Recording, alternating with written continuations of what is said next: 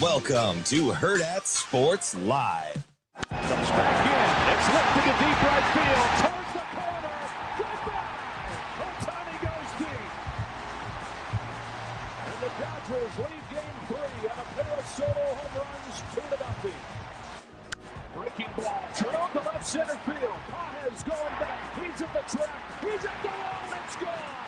Perkins changed game 3 with a 3-run shot.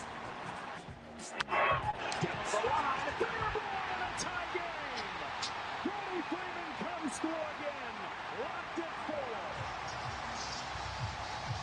That's all I talk about every week, because it's the same as if like you're going out there and you're facing somebody and people are like, oh, you guys are favorites. This will be easy. It's the same thing. It's like none of that matters. Every team every week is going to show up and play their tails off against you. And that's part of going from a team that hasn't won to a team that's starting to win. Like you start realizing, like, wait a minute now. You guys remember like first year when you got the schedule, you guys were like, oh man, we got these guys at this time. Well, you want to start to become a team that people circle, right? So you're going to get everyone's best shot. With all that being said, I mean, we just try to look at the tape, and I think our guys had elite respect for Northwestern, and I know they have elite respect for USC. You know, you watch their run game, you watch their defense, you watch, the guys they have on defense. I mean, it's as talented a team as there is in the country. So we'll have to play with great effort and technique. Good morning. Welcome into Hurrdat Sports Live, presented by Centrist Federal Credit Union. That's DB. I'm Ravi Lulla here at Hurrdat Sports Bar and Grill.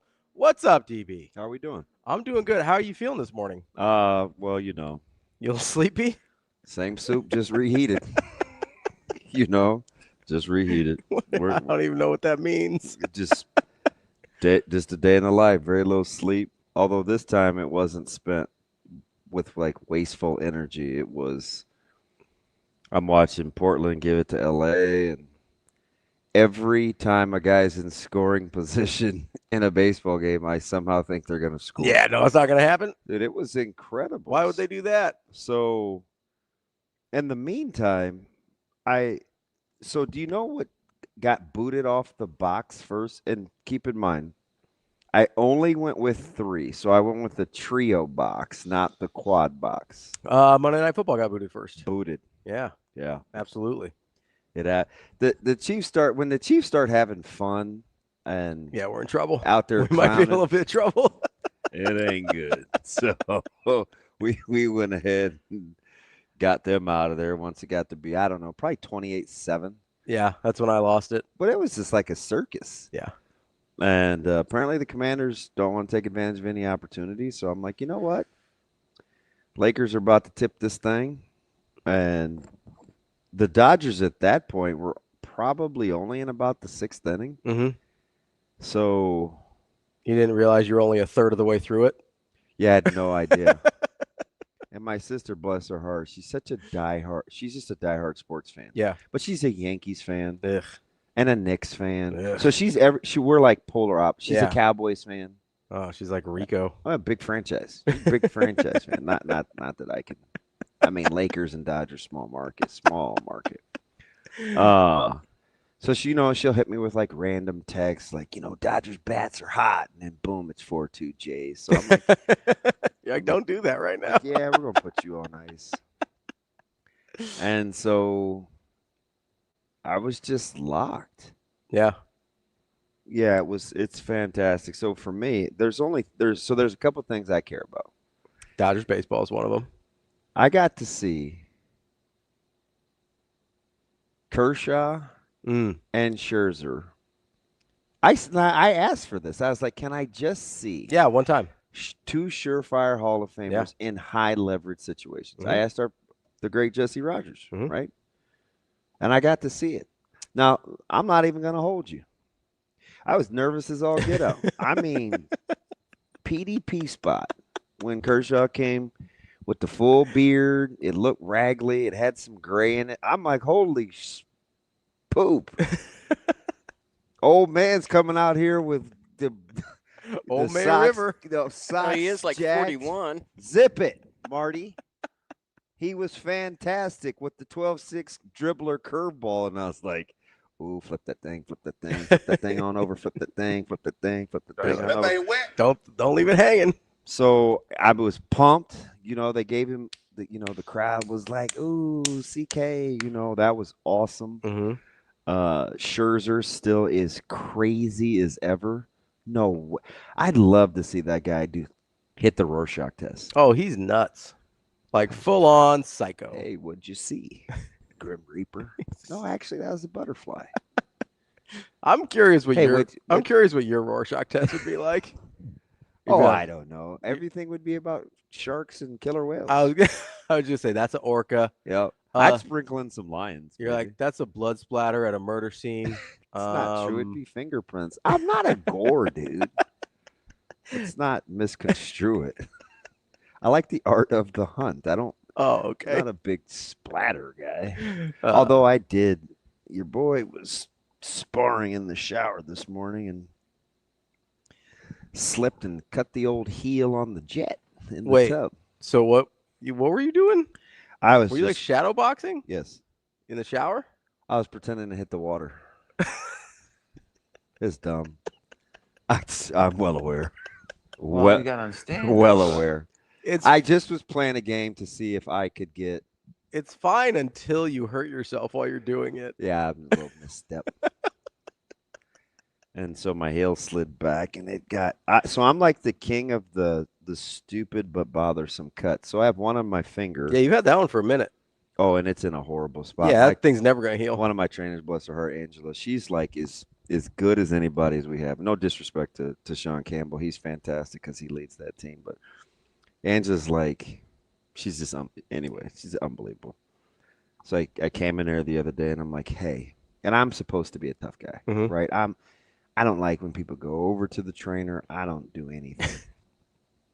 So your boy Mosey's in the trainer's room. Isaiah Mosey? Usually I check to see who's in there. Like, who's gonna pretend to want to need to come out late to practice, right? So I'm totally that dude. So I don't like anybody in the training room. So everybody kind of hides and goes find corners and stuff like that. And she's like, DB, what's up? And I was like, hey, can you come here for a second? She's like, who are you looking for? I was like, no one. I have an annoying cut, but I can't walk out there with a Band-Aid. Do you have any glue? Why can't you walk out there with a Band-Aid? Dude, I'm not going to put a Band-Aid on my fingertip. You seem very hurt right now. Number one, I can't use my phone. That's one of the most common places for Band-Aids is on the fingertip. Yeah, not doing it. Okay. Not doing it. Plus, it has to be bendable. Which is the top there. You can still bend the rest of the knuckles, right? Yeah, but have you ever tried, I got to do things. So I didn't. Okay. Anyway, I don't want a Band-Aid. All right. So I'm looking through every cupboard in that place for glue. And she goes, oh, I have my own private personal deal. Yeah. So she goes, you sure you just want glue? And I was like, yeah, just give me the glue. She goes, it's going to sting. I said, I'm pretty tough. She said, it's going to sting. I said, I'm pretty tough. She put it on, and I got a bead of sweat. So that became the running joke the last 4 or 5 days. So now when I just go in there, she's like, need more glue? Yeah, this thing probably needs stitched, and I am hanging on by a thread. So I have the 2 annoying cuts. Shoes and socks are a struggle, and so's anything else. But anyway. All from shadow boxing in the shower. How'd you get that one? How'd you get the finger?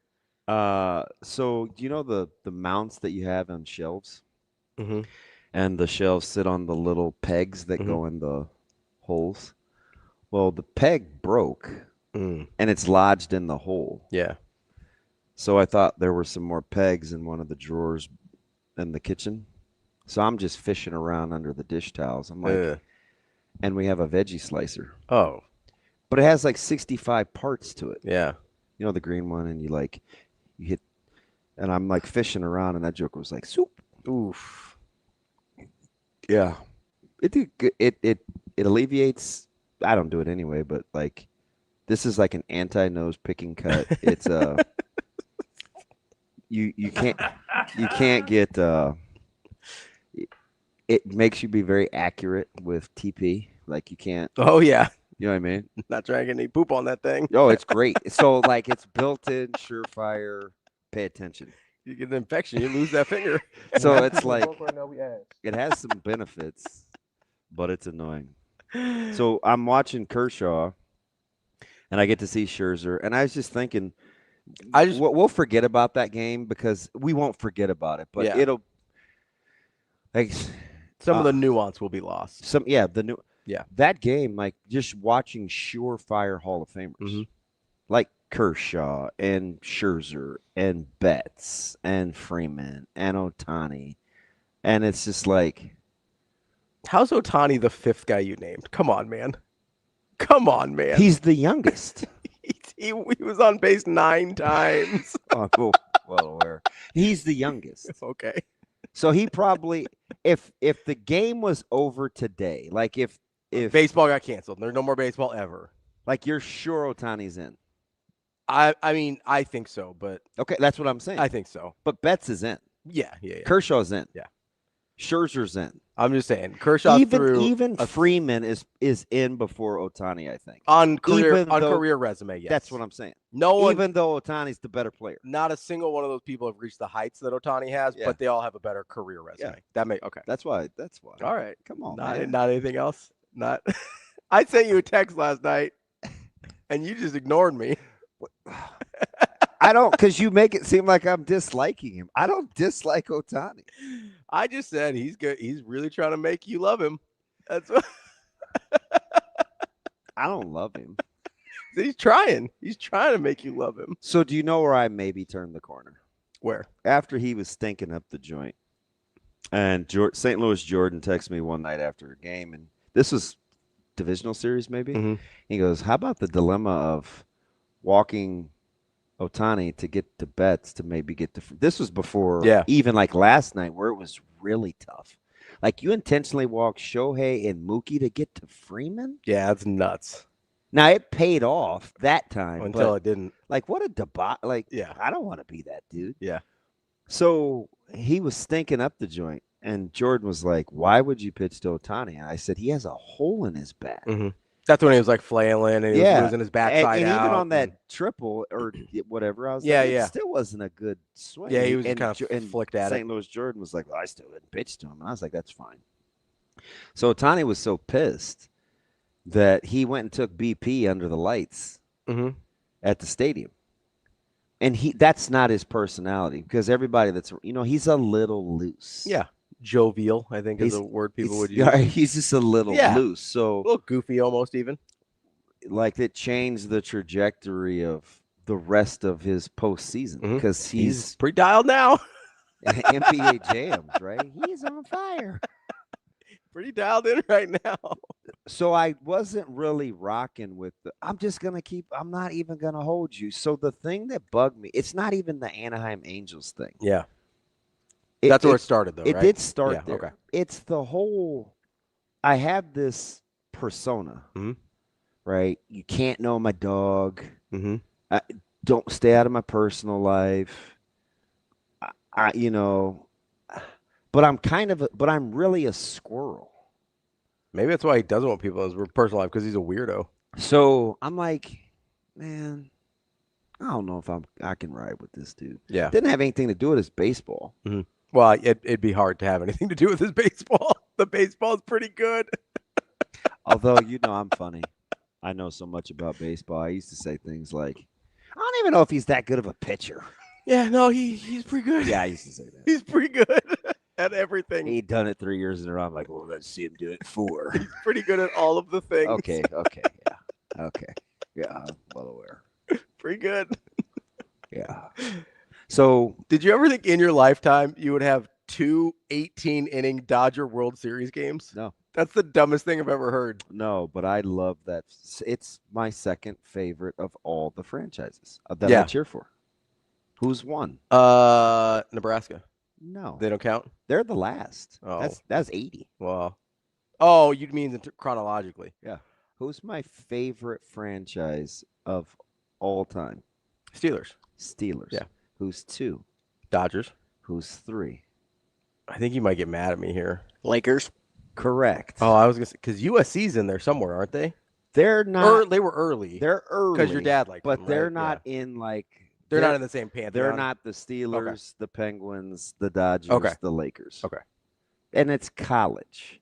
So they're clearly after Nebraska. Gotcha. And it took Nebraska, it took a Jeff Quinn debacle. And Buster Rhymes pissing me off to like, that's the time I hid my lazy Susan.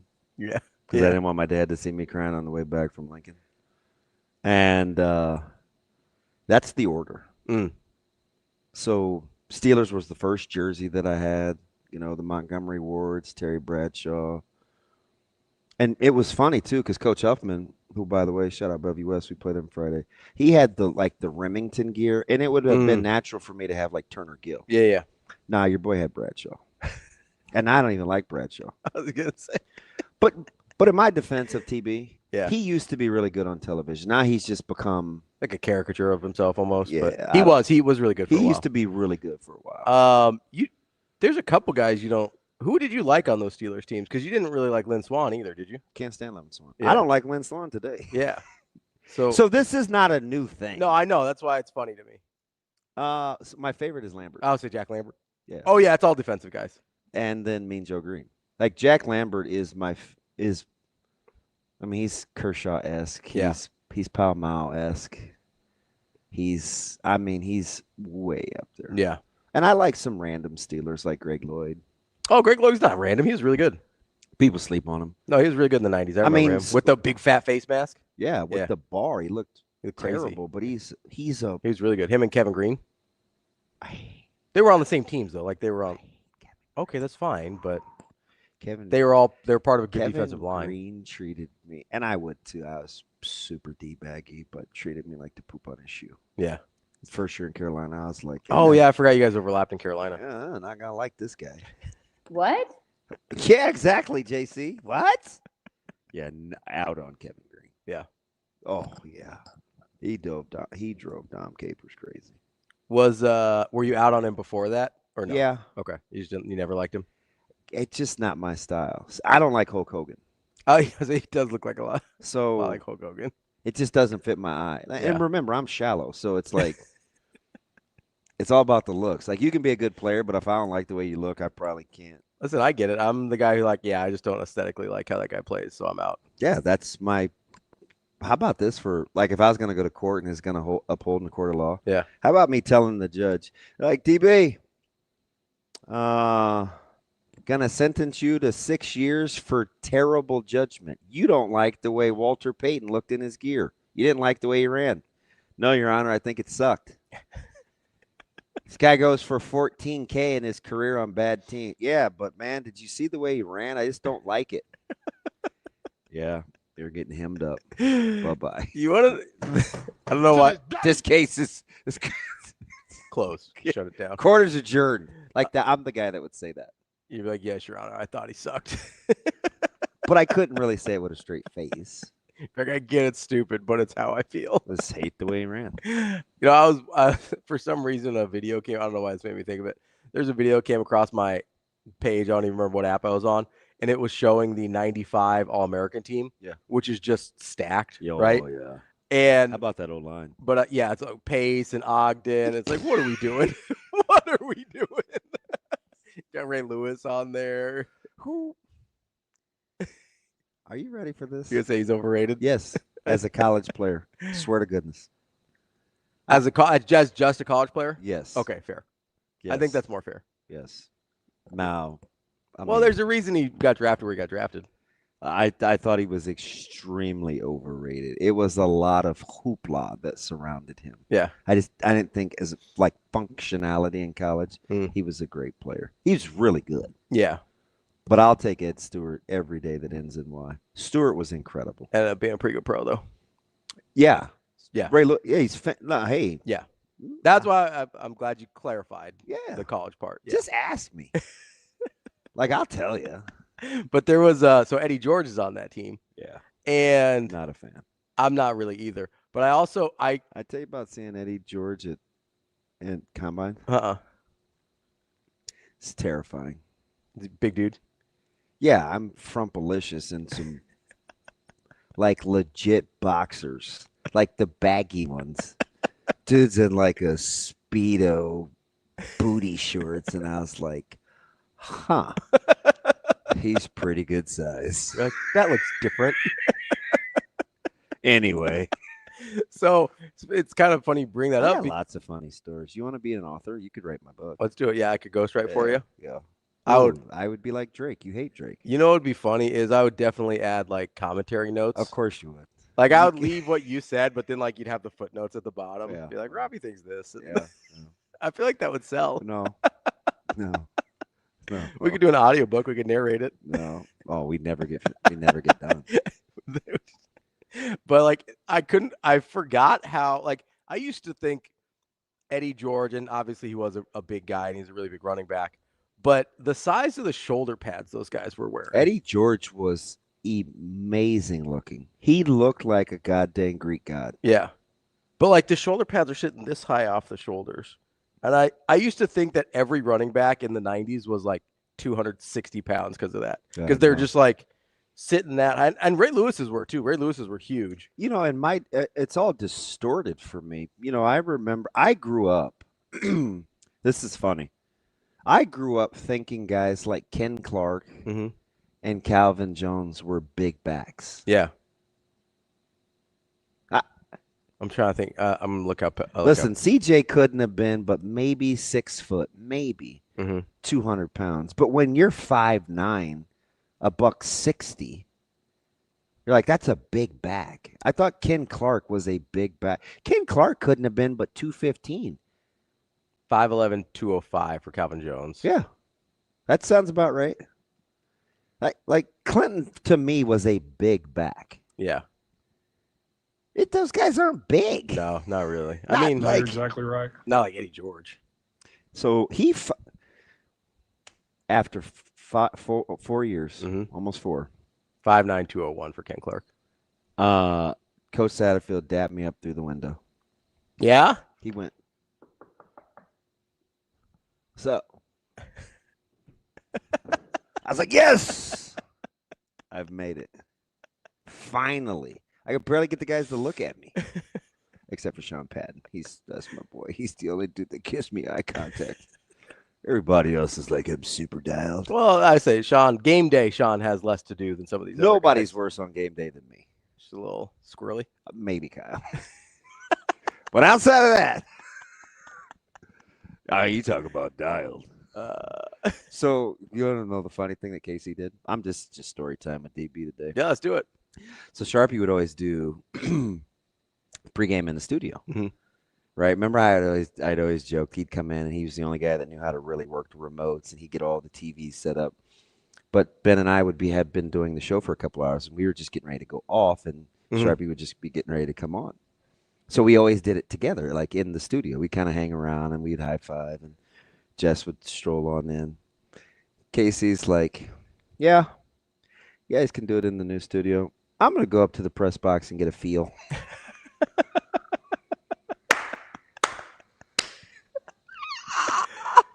So Biddy Mac had to break the ice. I'll go down on the field and do the hit with Jess. And Ben goes, well, I'm going to go check on Kyle and make sure everything's good. And I'm like, all right, shoot me a text and let me know when I can come in. The chat's popping already today. The chat, it's probably because I'm dumb. Why? I get it. I say a lot of stupid things. Why it says Hines Ward ? Or just his one half? No. So Hines, no. I'm listen. Not the 8. Like I'm all out on Hines. I would say Ward. you hate Hines Ward. But do you know why? Do you know the Hines Ward story? And I'm the king of second chances. Sometimes third. I don't think so. He had the worst recruiting visit. Oh, that's right. Of anybody not named Odell James in the history of my hosting recruiting. Yeah. Yes.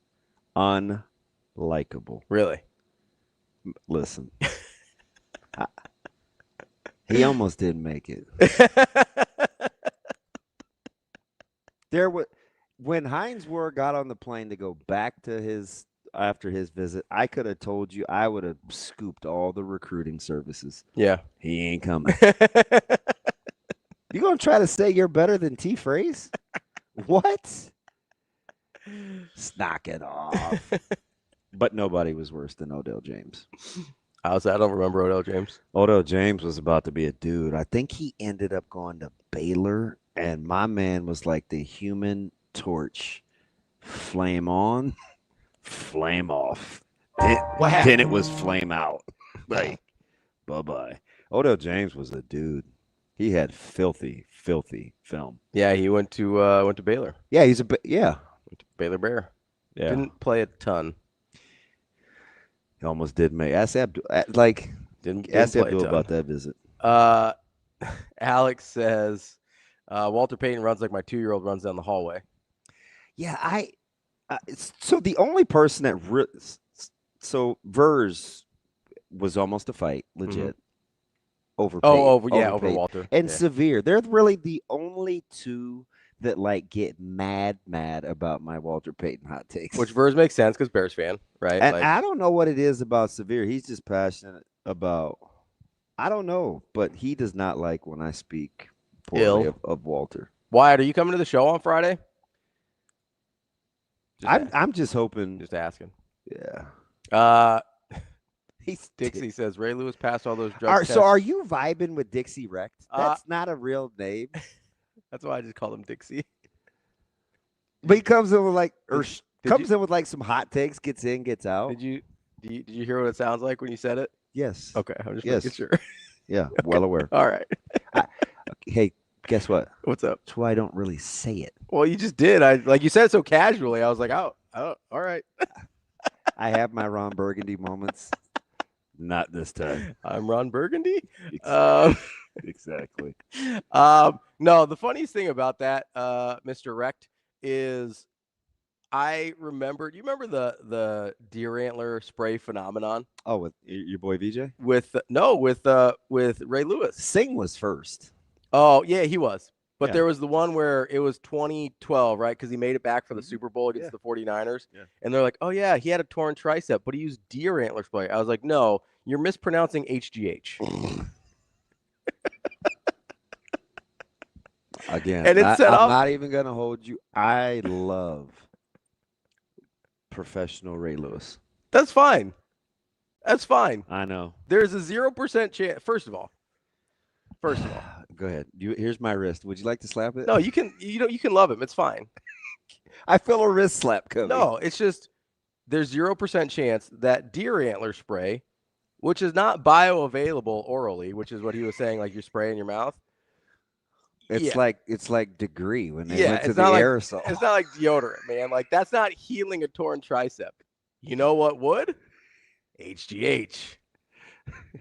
There's some things there that I wondered why TK and I were connected spirits. 58? Yeah, he said he wore 58 his whole. You're not even old enough, TK. You know he's a historian. Come on.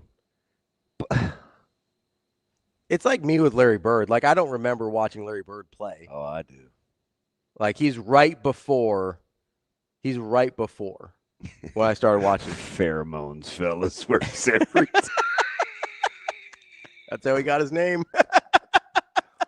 See, that's why funny. that's why I don't judge our chat, because he's hard to like sometimes because he says some crazy things, but he's funny. Yeah. So I can take the good with the bad. He doesn't bother me. You just have to deliver the good every once in a while. And he did right there. Now, Nortec day before, I don't know, man. He put himself back on the bad side. Tim says, is the deer antler stuff the worst thing that Ray Lewis ever did?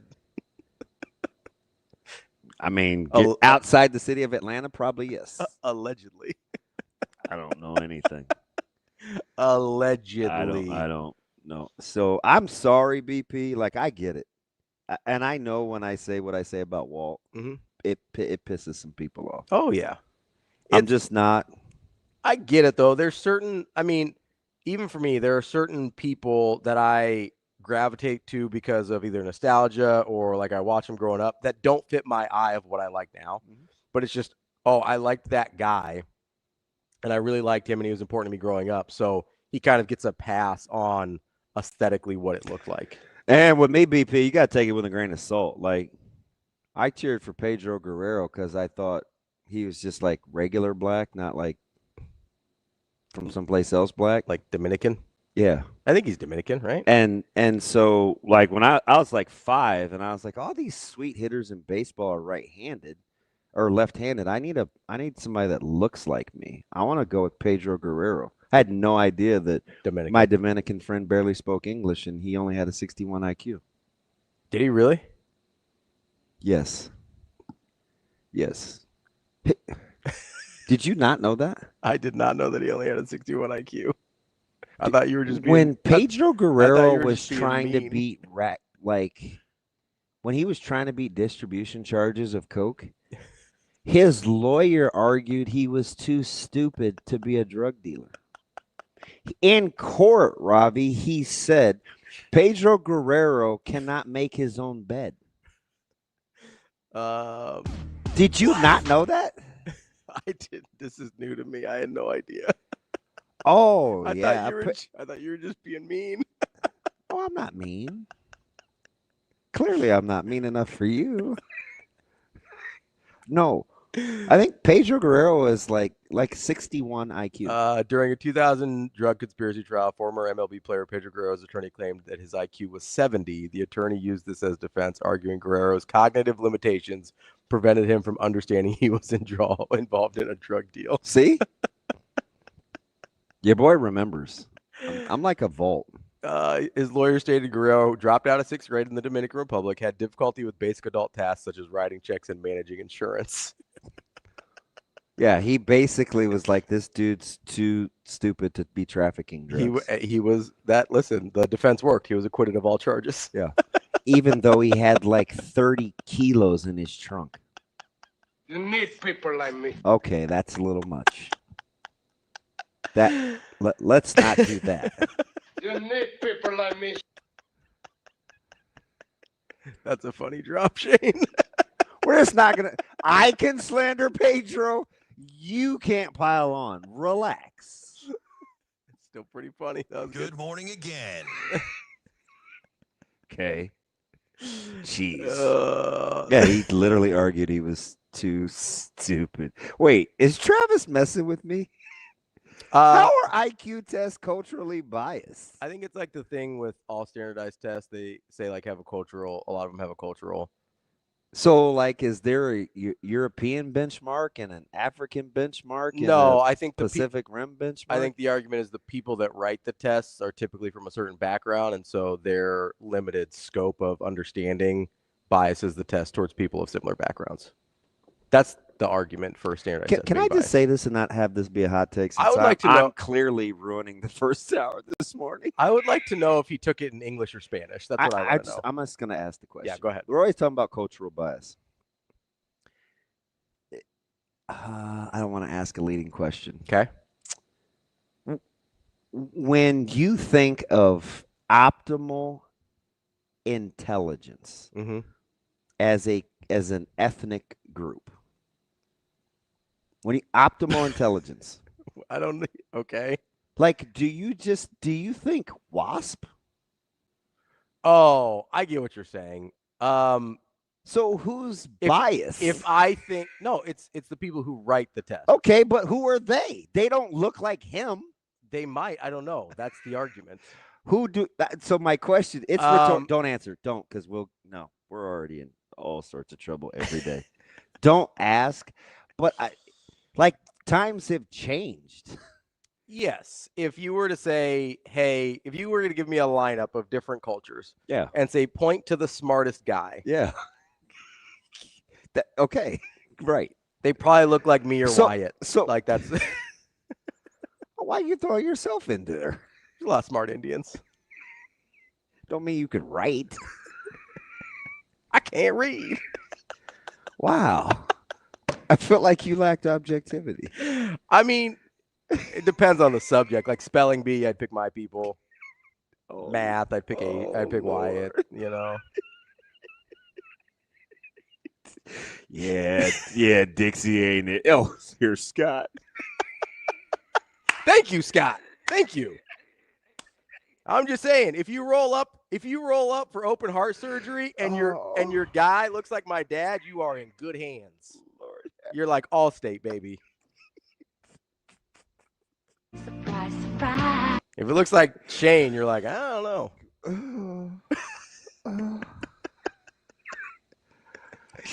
I feel like Oh, you didn't know? To think this started with surefire Hall of Famers in an 18-inning game. I feel like Jack Nicholson when he's in A Few Good Men, like when you see a guy that looks like my people about to do your open heart surgery, he's like, you want me on that wall. You need me on that wall. You can't handle the truth. Wow, awful fast this morning, Shane. I'll answer the question. You don't have to, sir. He didn't have to answer that question. He wanted to. That was the whole thing. You want answers? I'll give you answers. I think I'm entitled to it. One of the greatest. I want the truth. So do you know that they didn't film that in the same room together? Yeah. Jack Nicholson shot that by himself? Yeah, I watched I like that movie a lot. I've watched some behind the scenes stuff. I like that movie a lot too. Yeah. Aaron Sorkin wrote that one. I'm a big Aaron Sorkin fan. Aaron Sorkin? It's not Sir Moreland. It's a different guy. That's the guy that Ray Lewis went to heal his tricep. Hey, so when Nick texted me, our guys from Next Gen, about the Sir Moreland, he at least spelled it for me correctly. But do you know what he gave me for another one? You told me the BPC 157, right? How do you remember that? I'm familiar with the compound. Okay, so it's not funny anymore. No, that's a good one. That's like good for like healing and yeah. He goes like injury. I'm like, what? It sounds like a lab experiment, but I was like, ooh, yeah, I'm a guinea pig. I'm in. Yeah. What is BPC? It's called Body Protecting Compound 157. That's what the BPC stands for. Like Oaktown 357. Yep. And I'm unfamiliar with that reference. Okay, Shane, I'll buy you breakfast on Friday if you can tell me what famous performer did Oaktown 357 collab with. You had me at hello. You're an idiot. No, I'm dead serious. Oaktown 357. I have no idea. I'll give you. Stop it. Okay. I haven't. I'll give you. I'll give you the city. I'll give you the city. That the performer's from? Oakland. MC Hammer. Oakland. Okay. That is correct. Famous Oakland A's bat boy, MC Hammer. Yeah. Different. I'm a bigger man. Wow. Why didn't you say too short? I like me. 2 Chainz? I look at me now and I see all the warts. Tupac?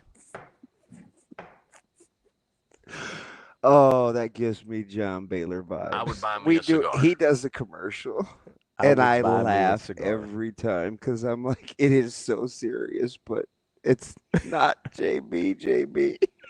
We play it every pregame show. I like me. I'm like, wait a minute, that's John Baylor. I'm gonna buy me a cigar. Shut up. I would buy me a cigar. Right. I just love sometimes when Nick goes into these voices. He has like just a tinge of his Dana Altman drawl, you know? Shane, I can't believe you pegged that. Did I do that? It's kind of pissing me off. Urkel, also smart. But so I'll put it on the $15 for your free Jimmy Buffett, which, by the way, could turn into a party. We want everybody to. If Coach Williams and Jernigan actually do come, they may turn this thing out. Yeah. No, coincidentally, an MC Hammer song. We came to turn this mother out. You know, he had the pajama pants. Yeah. He would like. Okay. I think they're parachute pants, not pajama pants. Pajama pants are a little different. They have the button in the front, you know? In case you need to go to the bathroom or something. You know what I want to say? What? What? Listen, nothing else has stopped you this morning. What?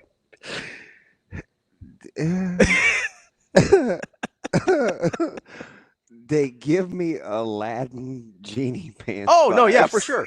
For sure. 100%. Parachute pants 100% look like Aladdin pants. That is absolutely accurate. Oh. That's not even a hot take. That's just the accurate take. Thank you for allowing me to get that out. Yeah, no, that's 100% That's absolutely true. Honestly, the whole get up. That's just get back for you asking me about the fried chicken recipe. Don't think I forgot about that. That was off air. Well, save the soft and spicy. Dude, it's fire. You heard me? Oh, actually, that whole get up that Aladdin is Tanner, rocking. it's because I'm on 1.5 hours of sleep. Yeah, because he stayed up for an 18-inning baseball game.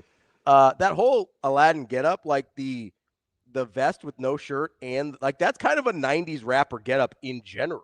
Do you want reparations? Like, what no, are you whining about? I'm not. I'm just saying, like, I just realized in this moment, Aladdin was dressed like a 90s Dude, rapper. How many people have made money off of African American fashion? I'm just realizing it for the first time that's what it looked like. Today years old. Yeah, I had no idea. I thought that may have been an authentic Arabic look, but apparently it wasn't.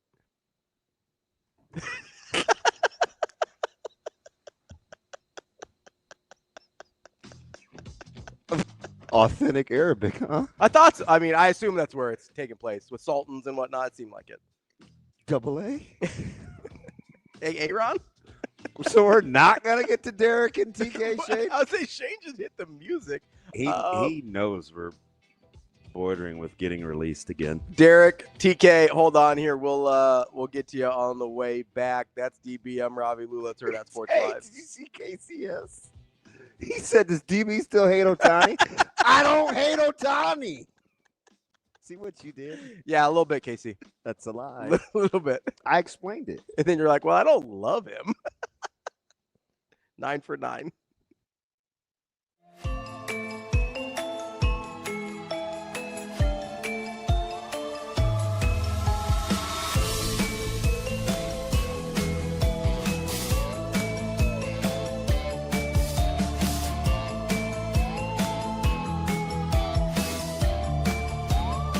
Fall into fearless savings this October at Edwards Nissan with upfront deals you can point to. Lease the 2025 Nissan Sentra SV starting at $249 a month for 36 months with $0 down. Sleek design, smart tech, and incredible efficiency. It pays to make the drive to Edwards Nissan.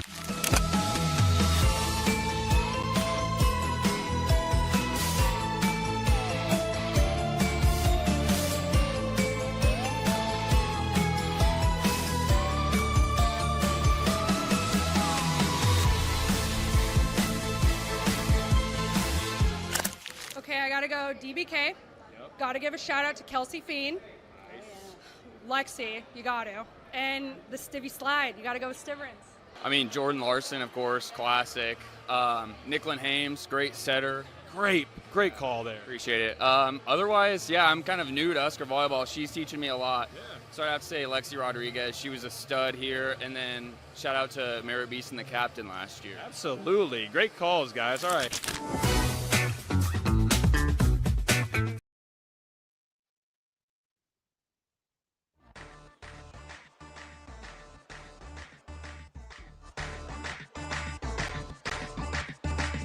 You're listening to Hurrdat Sports Live.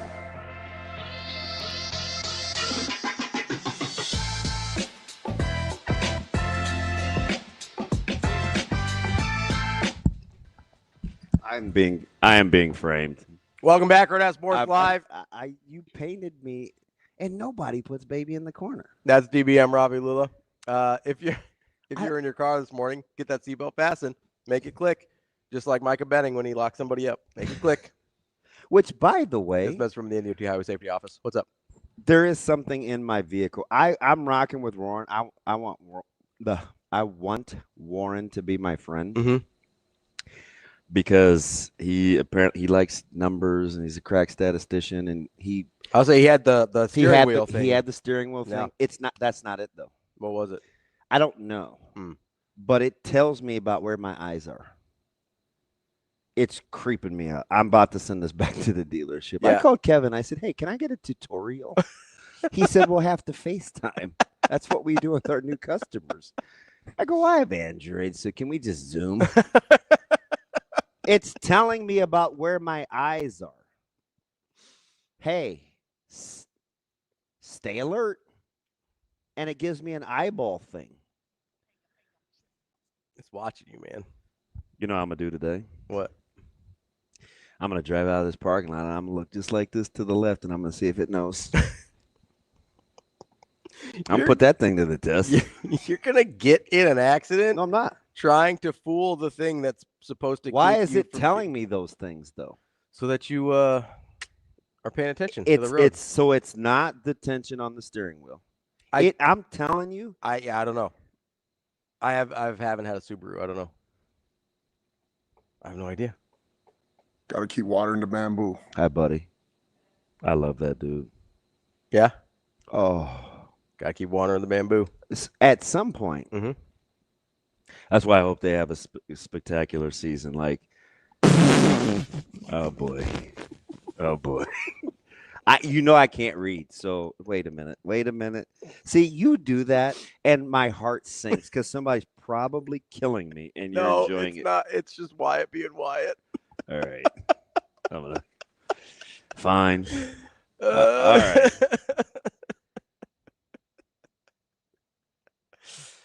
Oh, Wyatt. You can't say that. He can. I can't repeat it though. I'm just saying, Wyatt, if you're looking for support, you never look like. Just don't. He always looks Just awake to just me. Don't. Just don't. I caught it. No, you didn't. I did. I think Phantom Husker is still talking about Aladdin's outfit. Dude, you keep messing with Phantom Husker, you're gonna get in trouble. Dude's crazy. He says full-length button-down tearaway pants are the best. Rip them off in front of your friends and spend 30 minutes snapping back together every time. I'm telling you, the button-down pants were like a thing. That was my era. Keep rocking with Phantom. It was a funny guys comment. are both gonna be in the naughty house. That was a funny comment. My man pushes the envelope. What do you want me to do? You want me to not read funny comments anymore? No, he's funny. Yeah. He's funny. Ken says maybe it's using lane sensors and cameras to know if you're drifting. See that? Like Okay. Tokyo? I'm gonna put it to Tokyo Not drifting? really. No? You seem like a big Fast and Furious guy. I was gonna say he's Korean. You just all inclusive this morning. Ken's not. I don't think. I think you were just trying to placate Wyatt because you thought you felt bad. No, anytime I hear drifting, I think Tokyo. Third Fast and Furious. Underrated. I don't know, Ken. I'm gonna put it to the test. It sounds. You should do this in an empty parking lot. This sounds dangerous. Because you like to turn it 90 degrees, you think everybody is like needs to go to driving school? I think you should look forward while driving. I am looking forward. I don't know why it thinks I'm looking someplace else. I can't even see. No, but that doesn't inspire a lot of confidence. I can see at night. It's freaking bats. And I can see far away. That's all you need. I'm saying you were talking about turning your head to test it. That seems dangerous while you're driving on a I real just road. want to know. Like I need like a placebo. So I want to grip the steering wheel straight 10 and 2, drive straight and look to the left. Now if it tells me something, then somebody's looking at me. Yeah. That's really more of a 3 and 9, but that's okay. You were right here. Mr. Standardized Test. 3 See, and 9. that's what I'm talking about.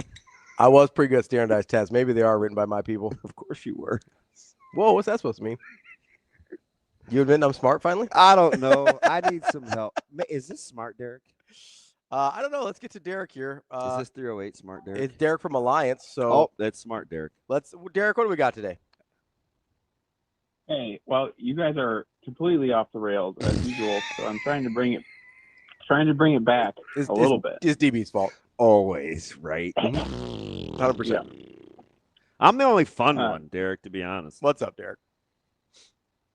Well, I wanted to talk about offensive game plan a little bit against Northwestern. Why I think it went a little bit better. Mr. Levity. So the big picture, I think we called plays like our best player is Emmett Johnson and not Dylan Raiola. So first hot I think take. that's some of it. And then a couple other things. Just getting back to what Rule said when he said, "What can we do and what do we want to do?"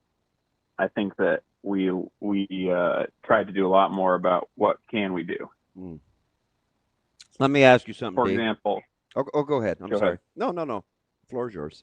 Like if you look at the fourth down plays, I think that the third fourth down play where we did the play action is admitting that we cannot line up and run on 4th and 1, because even though we got the first two, we don't get the first one unless EJ makes a huge play right as soon as he gets the ball. He makes somebody miss.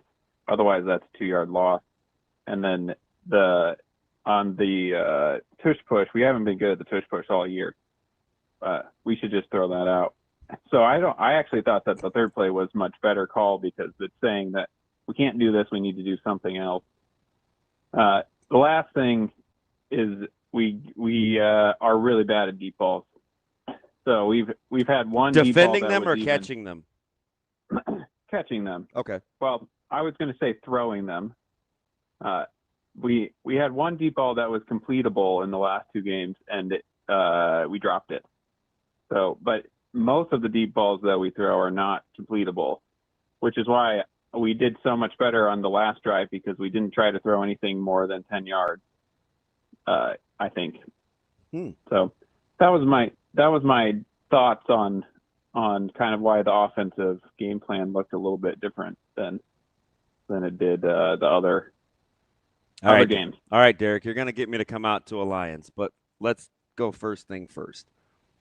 What does the running play look like for you that you have the most confidence in for Nebraska? Like, what do you like when you see the formation? What does it look like? So I like when we have it's almost like a dive outside, like we're running right at the tackle. Okay. Like if you looked at some of the plays where the tackle and the guard cave in, and then the tight end is coming across and kicks out. Like we ran that play a lot in the first 2 games.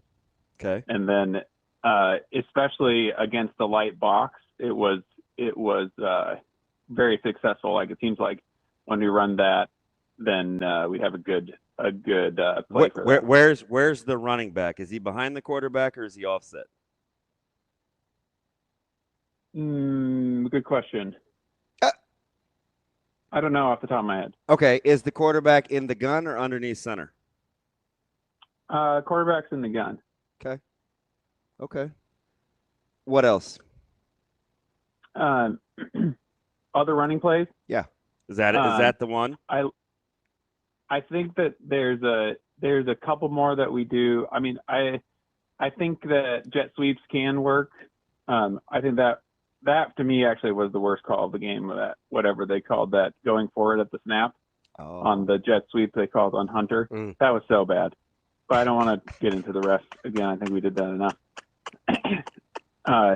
But I think that you can do that. I like interior. Let me think. I think like the sort of outside zone. It seems like we do better when we're hitting at the tackles. Okay. That I think EJ sees that better than we do, especially when they know we're running. When we know we're running, we are terrible. We can't run against that. That's what it seems like to me.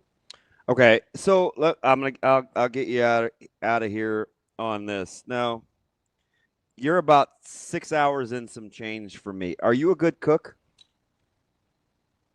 Oh, I'm decent, not terrible. Okay, what's your? I have a plate. I've got a place for you. Okay, here. what is it? It's called Golden Hour Barbecue. Okay. It's Texas barbecue. They got there's some sort of magazine that put they do rankings of barbecue outside of Texas, and this was top 10. All right, Derek. Now I'm telling you, I'm gonna come hang out with you. I need a nice drive. I head west a ton.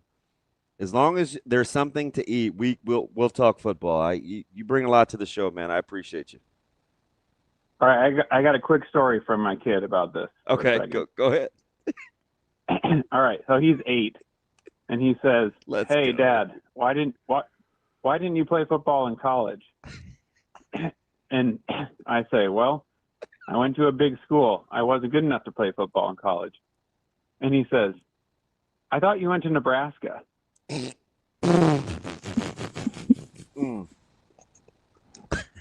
So, all right. I might not be coming to see you anymore. I was going to say, speaking of kids that are a tough hang, my God. Derek. So That's tough. That's tough out here. He's only 8. That's Yeah, tough. hello, Grace. Yeah, I mean it's kind of, if you want to get the general how the last 8 years have gone in the eyes of 8-year-olds. I get it. That's how it goes. Keep fighting a good fight, Derek. Appreciate you. All right, that's awesome. We'll see you later. Is TK still on the line, Shane? 6 hours. What's 6 hours? I get there in 6:20 probably. It's a long time. Shane, do we still have TK? What else you doing? He's here right now. All right, Good morning. Let's get TK here real quick. What's up, TK? TK Lambert, what's up? Okay, well, first off, I want to say that the 22 minutes I was on hold, it made me really think, because I ponder what prison's like a lot because that's part of my job. And I think that at the next meeting that we talk to the Kansas Department of Corrections, I'm going to add, we should just have the Hurrdat Sports hold music on constantly.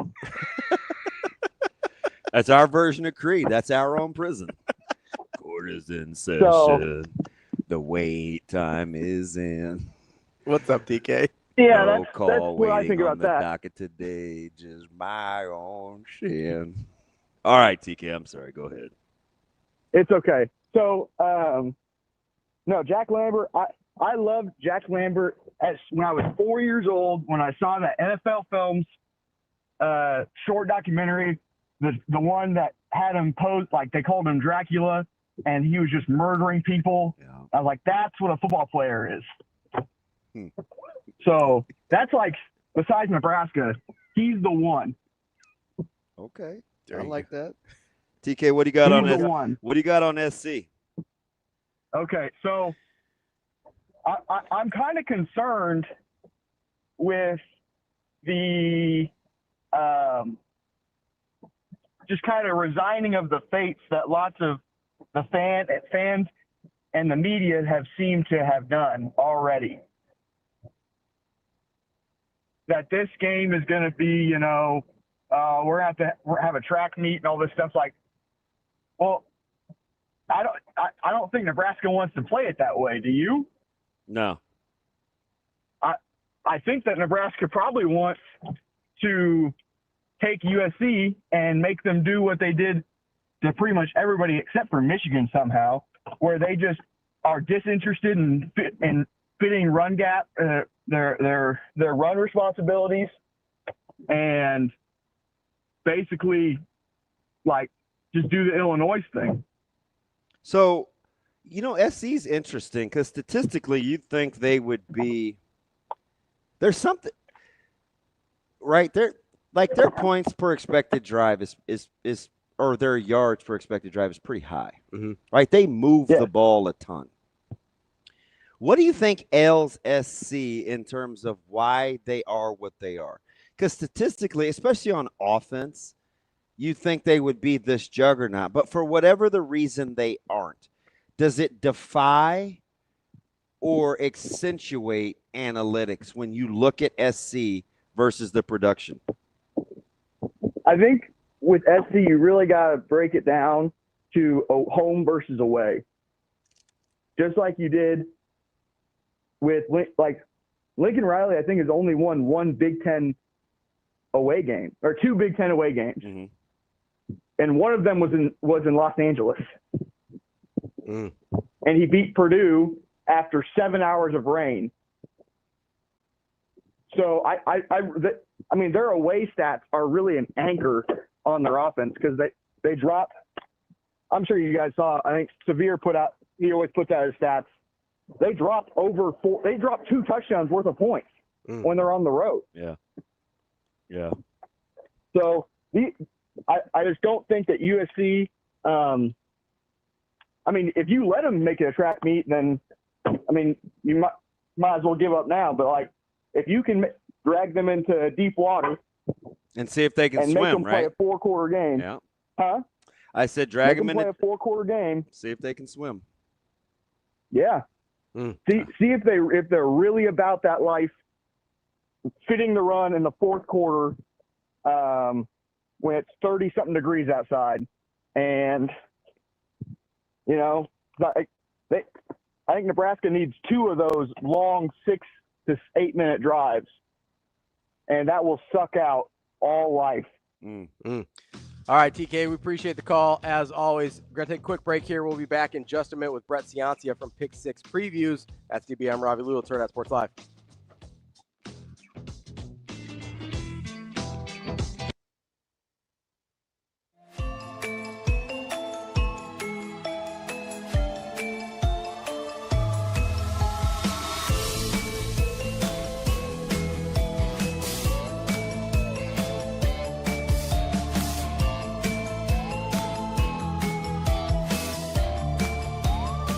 The Kia Fall Savings Event is on at Edwards Kia. Fall into fearless savings with upfront deals on your favorite models.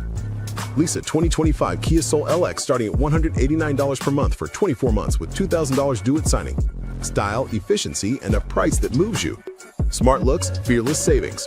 Or lease the 2025 Kia Carnival EX starting at $389 per month for 24 months with $2,000 due at signing. Comfort and tech made for every family adventure. Hurry, the Kia Fall Savings Event ends November 3rd at Edwards Kia.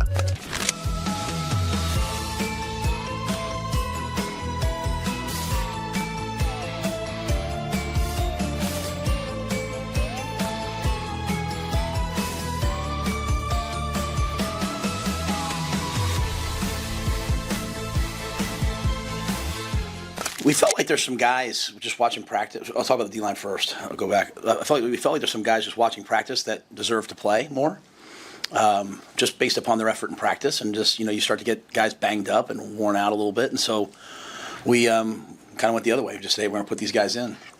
Guys like David Huff can get in there and they, get pressure on the quarterback. Cade Petchock deserves to play more. And so it wasn't really, hey, these guys we don't play them as much. It was just more like, hey, let's send some waves. We knew Northwestern was going to run the football.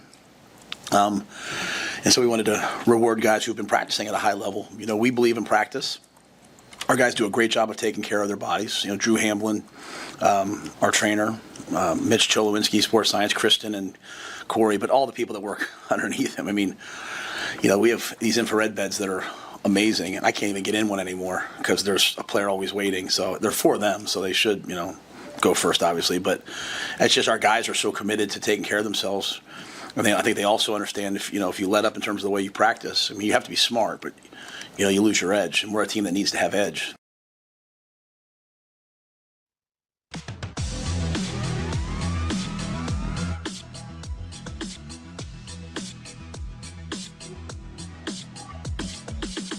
You're listening to Hurrdat Sports Live. Now, the owner of Pick 6 Previews, Brett Ciancia. And a pass is picked off. Pick 6. Pick 6 to the checkerboard end zone. Pick 6 Previews, the #1 most accurate college football preview. Go, big man, go. It's a pick 6. Pick 6 Previews with Brett Ciancia. Pick 6. Pick 6. Give me all of it. Here is Brett Ciancia. Welcome back, Hurrdat Sports Live, presented by Centrist Federal Credit Union. That's DB. I'm Ravi Lulla here at Hurrdat Sports Bar and Grill. We are joined now by Brett Ciancia from Pick 6 Previews. Brett, how are we doing this morning? Hey, guys. Thanks for having me on. It's an exciting week over in Lincoln, I'm sure, with USC coming to town, a huge matchup, really a season-defining game for both sides. So excited to be on and break it down with you guys. Let's stay right there, B. You're a big analytics guy, and we just had a caller. We were talking about data and expected yards per drive, points per possession. There are some offensive analytics where you look at SC and you're thinking, wow, this is a really good football team. But they're a beautiful case study in terms of making decisions in the moment, whether it's fourth down or third downs or a key play call. There's always a handful of things that Lincoln Riley does during the course of a game that seem to defy or not quantify the analytics. When you look at SC, let's just talk offense here for a second. For as good as they are analytically, what holds them back in your opinion? Or are they held back? Yeah, it's a great question. I think what you have statistically is one of the best in the country. They're number one overall in my offense numbers, my opponent adjusted numbers. But yeah, you're right. Within games, that does change a little bit. I think against Notre Dame, sometimes some of their play calls got a little too cute. They tried this trick play, wide receiver reverse pass, and the receiver fumbled the ball. And it's not the receiver's fault. I bet they practiced it a few times. I think in the key moments, you want your quarterback making the throw, making the read. They have a good one with Jaden Maiava. So yeah, play calls like that. There was a 4th and 1 against Notre Dame where you're thinking maybe they just push forward either a fullback or a quarterback sneak. They go roll out, and it just did not work at all. Notre Dame snuffed it out. So yeah, just like their stat profile looks incredible, but in key moments in games, sometimes they come up short. Another thing, too, I've noticed is they have trouble salting away the clock. If they're up in the 4th quarter by a score or two, I don't know what it is. They're just not either trained that way or it's not his philosophy. Like, they don't run the clock down. They just keep their offense going. That extends games, and that extends the variability that they could blow a lead. So, and then situationally, when Lincoln Riley is the favorite, he does struggle here, especially on the road. When they're the road favorite, that's a poor number for them. And I think they're like 3-10 or something on the road against the spread. It's a really poor number. So those are the kind of weaknesses you can get. When you get them out of LA, they turn into a different team. Let me flip-flop that. And defense is almost just the opposite. Boomer bust, kind of feast or famine. They don't like to line up and hunker down. They move. They use a lot of athleticism. What does that say about big plays versus not big plays versus sustained drives when you look at how SC likes to play defense? Yeah, there's two numbers that stand out to me. It's how aggressive they are in blitzes and blitz packages. I have a negative play rate, which shows how often the team is making plays at or behind the line of scrimmage. Sacks, tackles for loss, the aggressive play calling. They're top 10 in that number. Means they're going after. They're sending guys in blitzes a lot, but also they're bottom 10 in explosive plays allowed. So that's the risk reward of it. You're bringing extra heat with blitzes and a lot of pressure. You're more exposed for the deep ball or long plays down the field. So they're a very high risk reward, a big gamble defense. So that's going to test that Nebraska offensive line. I think they're a little banged up and down a starter or two. So they're going to bring blitz packages, and they need to hold their water long enough to strike and get those explosive plays. But statistically looking at it, it's definitely all offense with USC. They're going to want to win a shootout. Their defensive numbers fall off. They're below average in almost everything. I thought that would be a big gain this year, second year under Danton Lynn, the coordinator who came over from UCLA, and they have not progressed as much as I'd have thought. But it's all offense, really, and they take some shots and try and get turnovers and sacks. So if you can hold up your offensive line long enough, you can beat them. Brett, have you done much thinking or research into why USC seems to struggle so badly on the road? Like, is it as simple as the travel? Is it a weather thing? Is it like it's a temperament? Like what is it that you've seen, or like is there anything analytically that tends to back that up? Or good opponents, right? How often do they go on the road as underdogs? Yeah, I was just gonna say, because you look at their road games this year. I mean, at Notre Dame, I think everybody would struggle at Notre Dame. Sure. At Illinois, that was a punchy team early there in September. I don't know exactly. I couldn't quantify it. I'm sure if Lincoln Riley could too, he'd have fixed it by now. It's really a problem for them. I don't know. Maybe some offensive styles don't travel as well into some cold weather, into some frigid temperatures, some high wind. I know Nebraska, Iowa, these stadiums are always swirling winds. That might be harder to throw the ball all over the yard when you got 35-mile-an-hour winds in your face. So I don't know if it's weather or if it's these Big Ten locations. It is some tougher teams they're traveling to Damon's point. I don't know. I'm not sure what the exact diagnosis is, but it's definitely a different team. But yeah, I think you're seeing somewhat of a playoff elimination game. If you look at it on a national scale or a Big Ten scale, they're both sitting there with 2 losses. To make the playoff or the playoff discussion, you got to be perfect from here on out. So, you talk about the expanded playoff. The playoff's starting now for a lot of these teams in November. All right, let's talk about stock up, stock down. I'm going to give you a handful of teams that have enhanced their profile for the postseason. BYU, Iowa, Texas A&M. Stock up, stock down. Trend those 3 teams for me. Yeah, absolutely. Well, they're three of the hottest teams in the country. First with A&M, I think they're really out of those three teams, that's your national playoff contender, your championship level contender. I think they can go the distance. They have a really strong offense and a defense. Marcel Reed is rounding into form as one of the best quarterbacks in the country. You got to love those receivers too with Craver and Concepcion. They can really change games. Big offensive line. So I think they have the makings of a real national title contender. I think your other two are not quite national title contenders, but they're certainly gunning for playoff spots. With BYU, they might have the edge over Iowa right now in resume, just in that win-loss column, just coming in 8-0. That means they still have a mulligan or maybe two to play with here. They have a game coming up. They're on bye now, but next November 8th, they're heading to Lubbock, Texas to play Texas Tech, a game I'll actually be at. I'm heading out to West Texas for this one. Could be a huge national game. But anyway, I think BYU would be ahead of Iowa. With Iowa, though, this is a team that a lot of the country is sleeping on. I think that when they took their two early losses, they were just put on the back burner and forgot about. But you look at not many teams have had such a strong 3-game stretch. They destroyed Wisconsin, destroyed Minnesota, two rivals of theirs, that by a combined 88-3.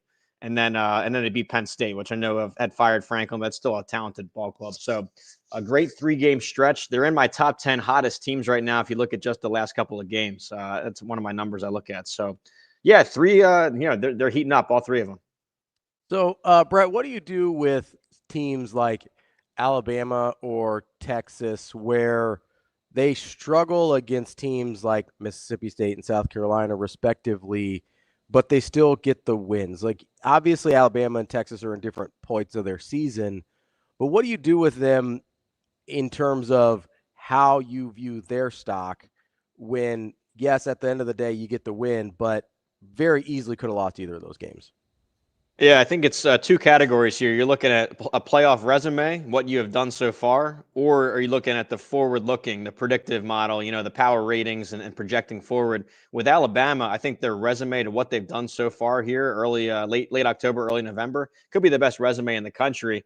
4 ranked wins in a row. That's unheard of. That's an SEC record. So I think what they've done to this point is really impressive. But then looking forward for Alabama, they're not my top 5 of game grader. I think they have some flaws.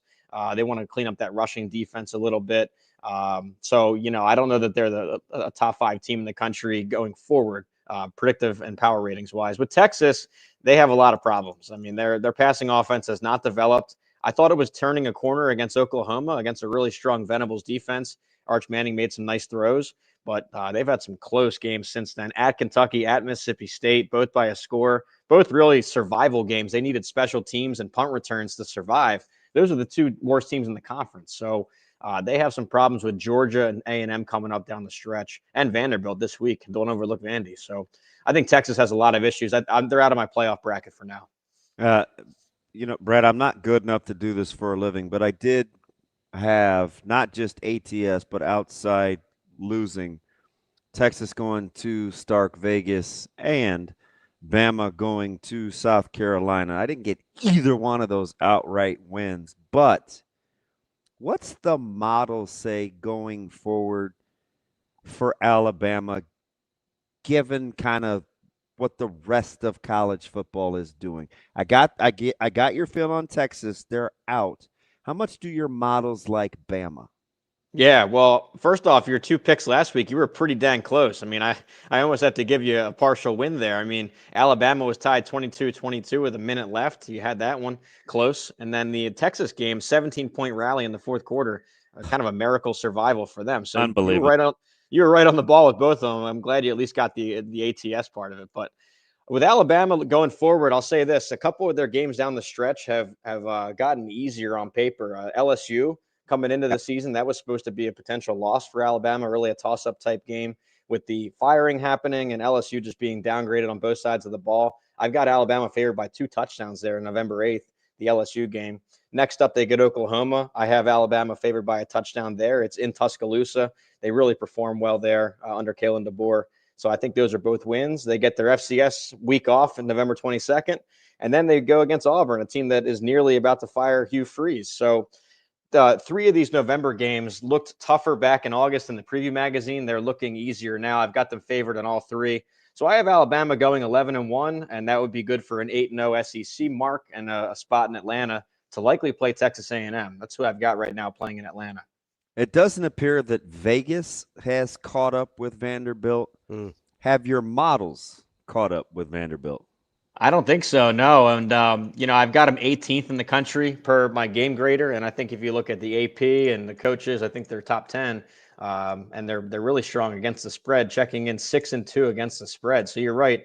Vegas has not caught up. I don't think I have either. Like here, I've got Texas favored by a touchdown Saturday. I don't know that I'd favor them a touchdown over many teams in the country right now, especially a red hot Vanderbilt. So it's one of these teams where the model goes against what you're watching on TV, and it's hard to catch up when there's such a, because they're behind in the recruiting game, their 3-year trend, a lot of the off the field stuff that you try and factor in to get a glimpse of a team, they're behind on all that. So we're trying to catch up with Vanderbilt. They're impressing everybody so far. And, it's not just Diego Pavia. We hear a lot about him, and he's a solid player. He creates in the pocket. He extends plays. But that defense limiting Missouri to 10 points, that's one of the best defensive performances of the week. I got it. Prabula got hurt, but Pavia was, for his standards in a big game, was pretty pedestrian.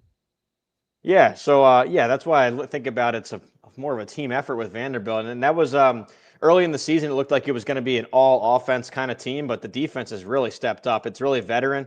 I remember back in the preview magazine I was writing, it felt like an old-fashioned preview where instead of all these crazy transfer portal in and out, it was really just, hey, 18 starters are back. It's Vanderbilt. It's a veteran team this year, a lot of seniors. It felt like I was writing in 2010. It was a nice, refreshing thing there. But, they're veteran, and they're going at Texas. Then they draw Auburn and Kentucky, two of the teams towards the bottom of the conference.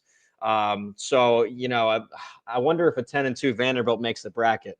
That LSU win is starting to lose some luster, and same with the South Carolina win from September. They're no longer obviously ranked. So, we'll see about Vanderbilt. It's impressive that they're even in the mix at this point. Right. That's a heck of a coaching job by Clark Lee.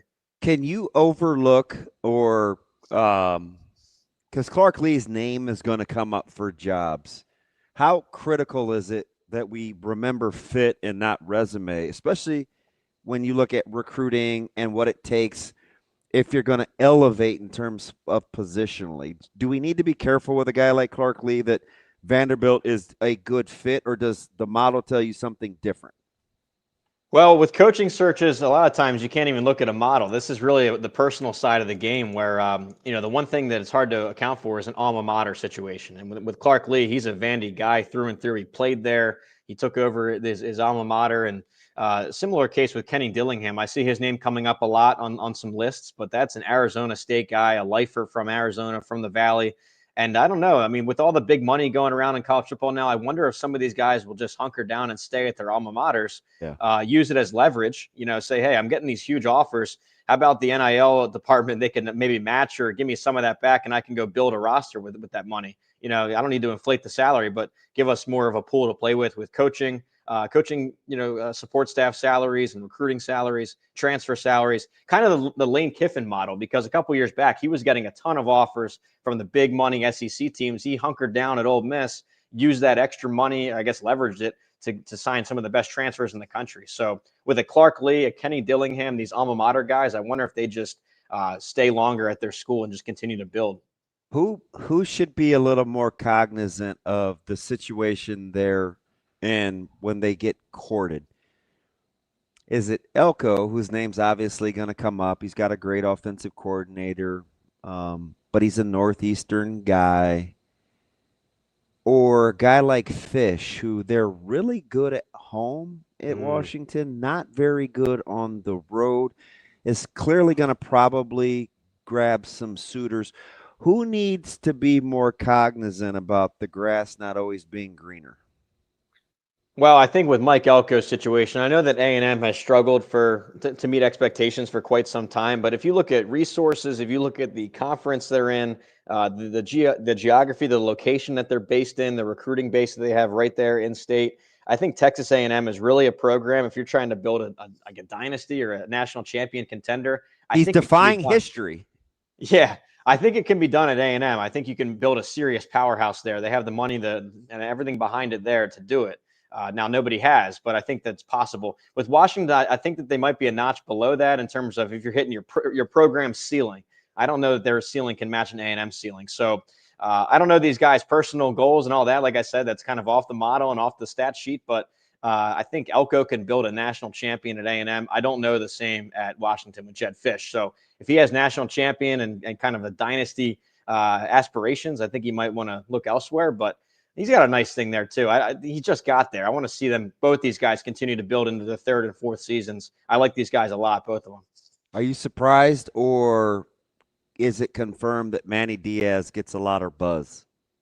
I think he deserves it. I think that, the one thing with him you're getting is an aggressive defense, a successful defense, no matter who he has. He built it at Miami. And of course, you have a higher caliber of athlete there than you're going to get recruiting wise at Duke. But go to Duke, and he's done it there too. I think he's got them playing above their expectation. Really impressive with what they've done. I know you look at their record, it doesn't look that impressive, but I like what he's done at Duke. And he also had a successful season at Penn State as the coordinator. So he's got connections all over the place. I think he'd be a good candidate, and I think that he should be in some of these discussions. So, Brett, you're talking about A&M, and I'm like, hey, that sounds an awful lot like a job that's open right now in LSU, except almost everybody that has had that job has won a national title recently, with the exception of Brian Kelly. I think I would make the argument not just of open jobs. Like, would you make the argument, or would you fight me on the argument that LSU is the best job in the country, full stop?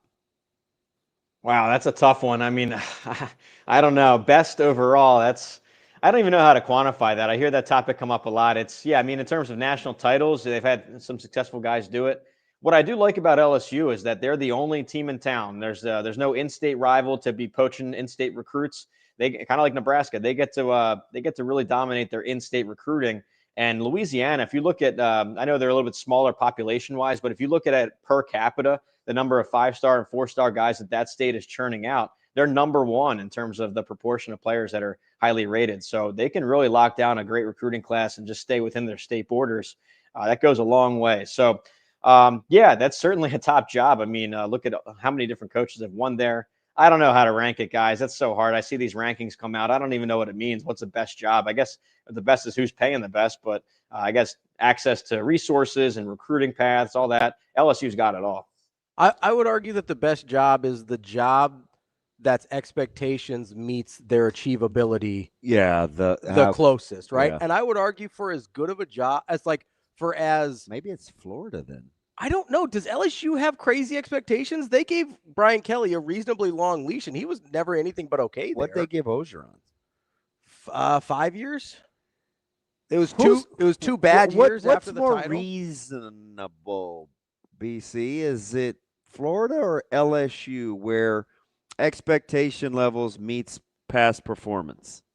Well, I think the expectation for Brian Kelly, I don't even think it was national title or bust. I think that was the case with Penn State this year. They were all in. They needed to basically make the national title or win it. With LSU, I just think it was make a playoff. I agree. I think they were somewhat realistic, and they put a lot of money behind it. That's the thing. They signed the number one paid coordinator in college football history, Blake Baker, and they signed the number one transfer haul in America. You know how expensive these transfers are. So they put all their resources behind it. I think that the bare minimum was, hey, you got to go make the 12-team bracket. We're not even talking BCS or 4-teamer. You got to make. He might not be hireable. He may not get another big-time job at 64. Kind of with all the reports about his personality and cantanker, like I don't know. Kelly may be in trouble for a multi-coach of the year guy. Yeah, I did hear Boston College reference. I think that's just a location thing because he's from the Northeast and coached at a similar type of school with Notre Dame. But yeah, you're right. I do kind of find it funny. We don't hear these personal stories until the guy is fired. You hear this all over the place. Like, what were they just hiding these in their closet, in their drawer? And then once the guy's fired, like, here's 10 stories of the guy. I don't know what's going on. I hate it too. That's not totally true with Brian Kelly, because I remember stories from his ex-players at Cincinnati when he left. That guy's been unlikable for a minute.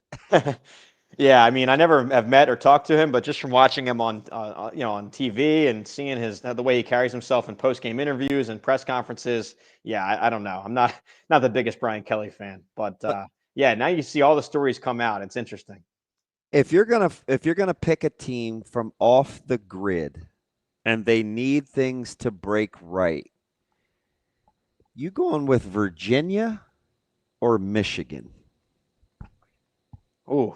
I'll say Michigan. I mean, they control their destiny right now. They can win out, and I know that entails beating Ohio State, which is going to be a huge undertaking. They've had their number recently. So I think Michigan might be the conference's, the Big Ten's best bet at a fourth playoff team. Now, it requires them going perfect in November. It's going to be tough.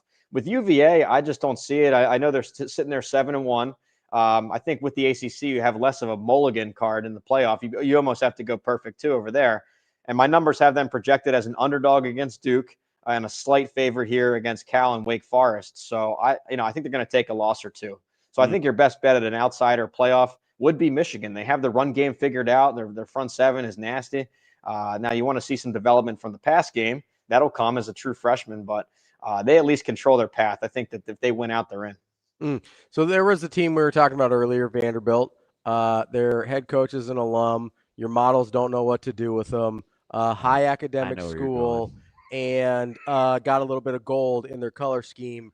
That also applies to Georgia Tech in every single way. Have the models caught up with the Yellow Jackets yet? Yeah, same deal. They have the dual threat quarterback, the big offensive line. They have the alum as their head coach. There's a lot of parallels here. Brent Key, Georgia Tech guy. It comes up a ton. I was going to say, with Brent Key, is he another one of those guys you're like, maybe he just sticks it out there? Same deal. I mean, he's done a phenomenal job. You got to think back to what he inherited. He inherited the Jeff Collins experience, and partially wasn't Jeff Collins' fault. What they did, they were moving on from the flexbone and triple option, and that's so hard. It takes several years to rebuild, redo a roster like that, and Collins took the brunt of it. But Brent Key took over midseason a couple years back. He's played really well, or got them playing really well, I should say. And offensive line, year in and year out, top 10 in my metrics, both the O-line run push and the pass protection. So that's the type of team I trust. They have the big O-line. They have Haynes King, a veteran guy. Their play actions, I don't know if you watch their highlights of their games. When they do play action, it's so wide open because these teams are so worried about stopping King on the ground. It is fun to watch. So I like them down the stretch. I've got them favored the rest of the way until their non-conference with Georgia. Now, this year it's a neutral site. It's at the Mercedes-Benz Stadium in Atlanta. About a touchdown spread right now. I've got Georgia Bulldogs favored over Tech.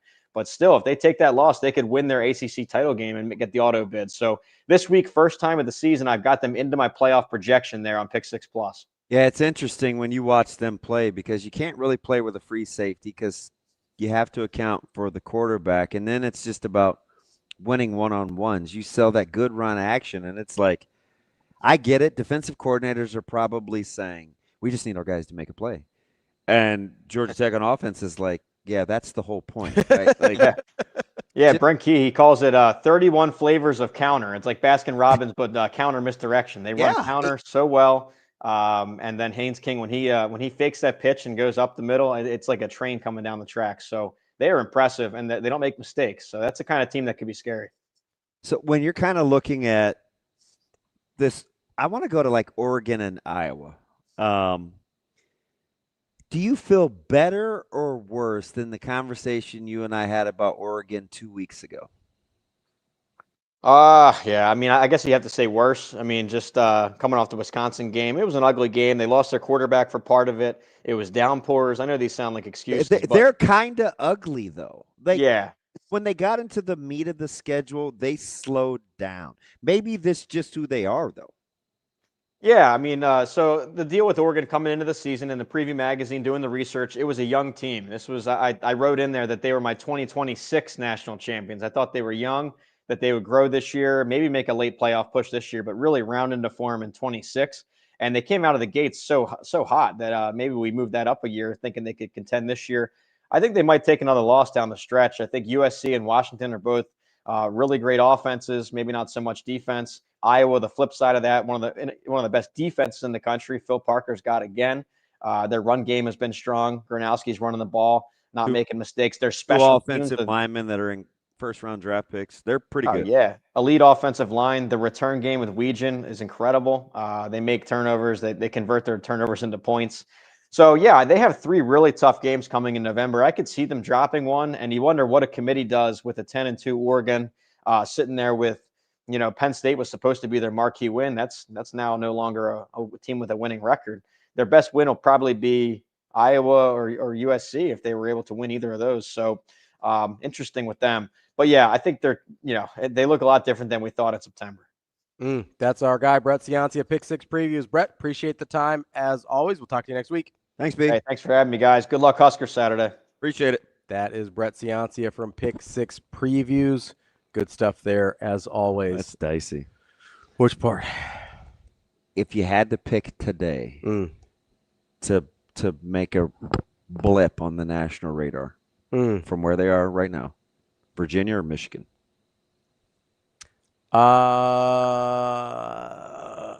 This year? Yeah. Michigan.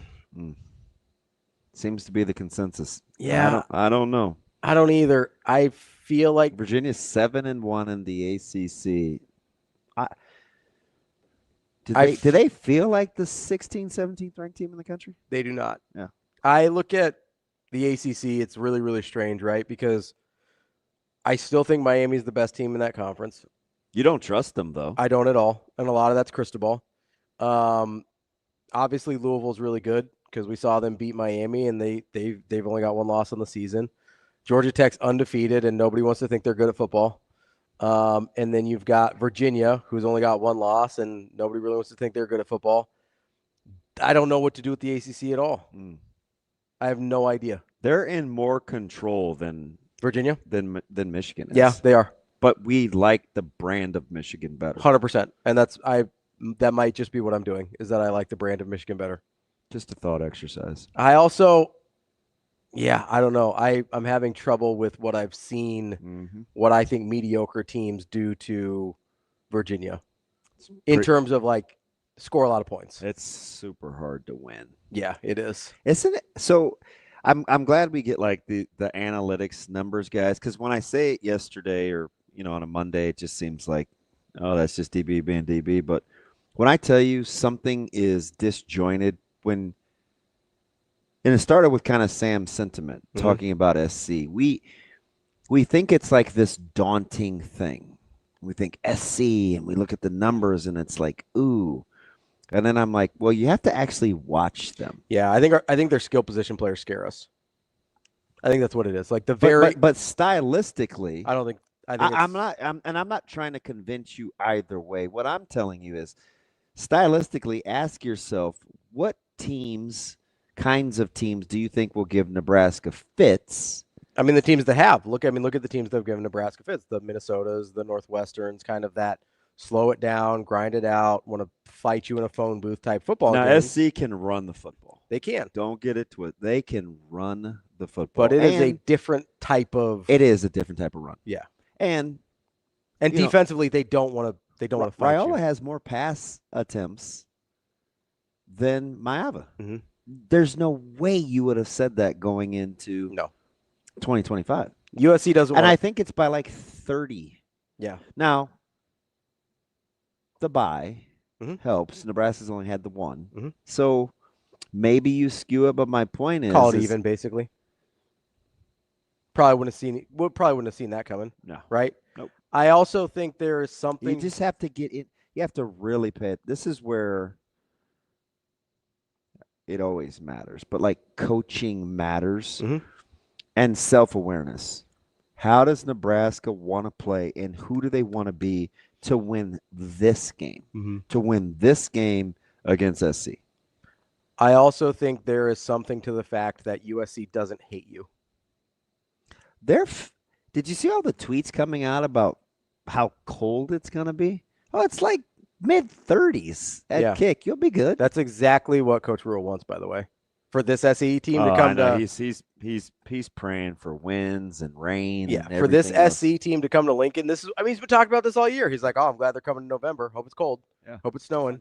Hope it's whatever. I tweeted out a couple of deals from like USC Psycho and some of these guys. It's like, ooh, 35. It's cold. I'm like, no, it's not. No, that's not cold yet. Not for November 1. Nah, we're not cold yet. It's cold for USC, though. It's cold for LA. 35 is cold for LA. Listen, freeze your nuts off for all I care. Be cold. Burr. They were super excited last night that the game tonight's gonna be hot for it. What game? The Dodgers game. Well, that's in L.A. That's what I'm saying. Ding-a-ling. That's what I'm saying. They're super excited for it to be hot. Yeah, if it was played in Omaha, it would not be warm. It would Or not be Lincoln. warm. Let's take a quick They break. still have the tarp down if it was in Omaha. Well, you got to have the tarp down. Otherwise you're going to run into issues. I'm not really vibing with either one of you right now. What I do? Just you guys being you right now. We were talking about our friends and our different compounds over at Next Gen Male PVC Medical. 157. Yeah, it's called Body Protecting Compound. Did you know that? I after you told me, because you're a walking lab rat. It says you'll try anything. I'll try it. Doesn't mean I know what it is. That's worse. I do what I'm told. That's true. Our guy over at Next Gen Male Medical, Nick, he takes great care of you as well. Give him a call, 402-614-9700. See what they recommend for you. Then you don't have to be a weirdo like me and research everything, because they've got you covered. They'll tell you what'll get you feeling right. It's Next Gen Male Medical. More Hurrdat Sports Live coming next.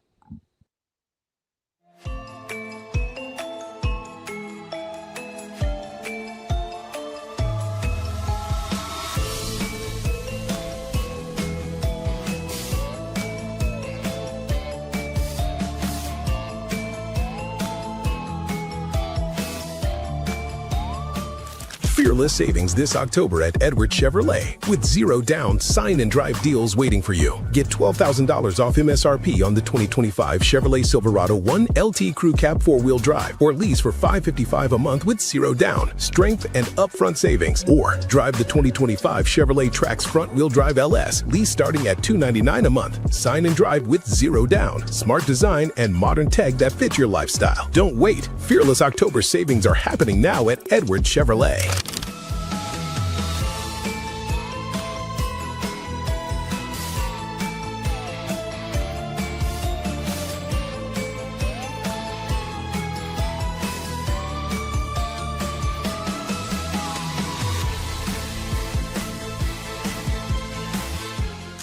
Oh my gosh. I mean, it's kind of crazy that that's what it is going at a half, and we're in the same position, exactly everything. We get the ball out the half, and I think we just came in with a different type of energy, and we knew that in this life, in this game of football, you don't get do-overs. And I mean, it was Cinderella written to be either make our season or break our season, and our guys just accepted the challenge and went right after it.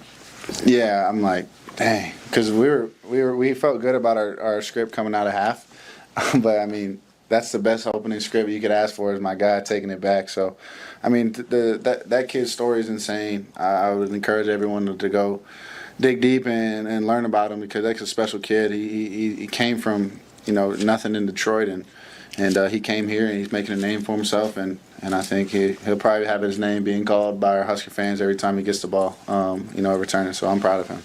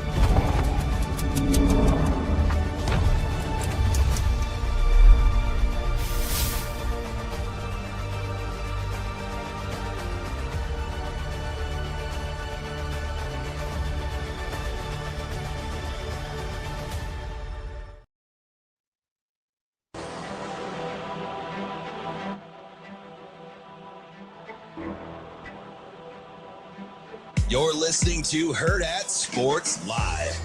Los Angeles. Damon sends a fly ball to center field. Marshall's going back before the clock strikes midnight.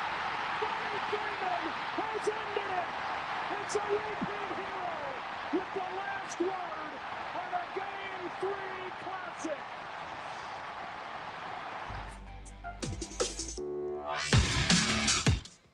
Welcome back, Hurrdat Sports Live. That's DB. I'm Ravi Lulla, reminding you we're in the last couple days of Cybersecurity Awareness Month. That means you've got to be aware of different people trying to get your information through fraud and scams, whether it's phone calls, texts, emails, even social media. Scammers are always trying to get after your information. Centris Federal Credit Union is here to help educate you on the best ways to protect yourself and your accounts. Learn more on their website, centrisfcu.org, federally insured by NCUA.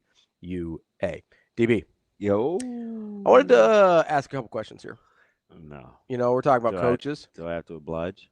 You don't have to, but I'll just sit here talking to myself. That could be awkward, but whatever you want to do. That wouldn't be out of the ordinary. Sorry, I thought most of the time you were listening. It just depends. I'm gonna give you a few names. Okay. You tell me if they are still at their current school next year. Okay, so just yes or no? Just rapid fire? Yep. Okay. Or however you want to do. You can elaborate if you'd like. Okay. Lane Kiffin. Yes. Still at the same school next year. John Summerall. No. Marcus Freeman. No. Really? Okay. Wait a second.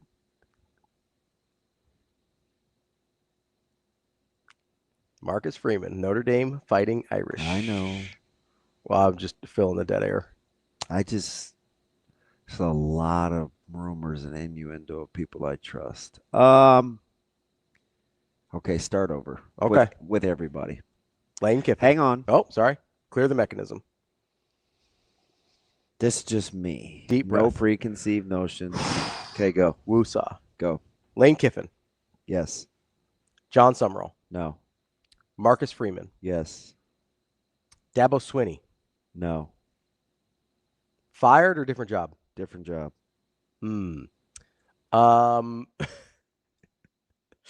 almost said Matt Rule just to be a jerk. Matt Rule will be at Nebraska. Dan Lanning. So the guy bet me 100-1 at a speaking engagement. That Rule would be here? Yep. Take that money. Every day that he's Take your boy. Dan Lanning. Did you see the dude? Yes. Okay, go ahead. His name is coming up in a lot of jobs. That's all I'm saying. No. The dude yesterday that was like, you're in front of him every day. He's like, step up. Ask him if he's going to be at Penn State. No, you ask him. I know the answer. You email. Hey, listen, his email is public record. How do you know I haven't? Well, show me. Show me. Say, hey, Coach Rule, will you be at Nebraska next year? And then I'll do you a solid. I feel like you already told us, so I don't. Do you think people are like crazy? Yes. Okay. This dude says step up. Like, what are you talking about? I give you the goods every damn day. I feel like you already. I told feel us. like I do step up. Just ask me. Also, yeah. Anyway, Jed Fish. Ooh, toughie.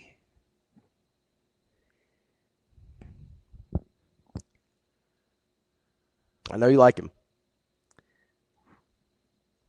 Pretty good at what he does.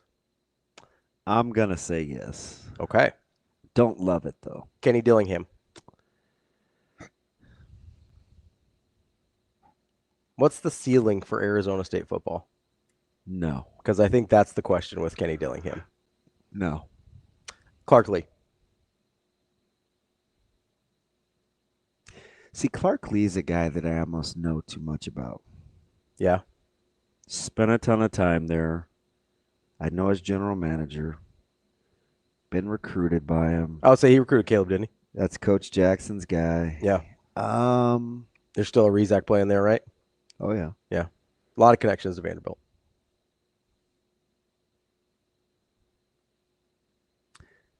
I say no. Vanderbilt's a really hard job. I say no. And I don't. Pavia's not going to get his 38th year. I would say eventually Pavia's going to have to stop playing college football. Although the roster's pretty good. It is. And Lee's one of those guys. He's so measured, and he's a big methodology guy. Mm-hmm. You know, he's got the one-liners, and it's all about the culture. So while you're thinking about that, yes, Clark Lee stays. I always wonder about Clark Lee stays. About guys that are successful at jobs that are hard, because at a certain point, it's kind of been my concern with Matt Campbell over certain times.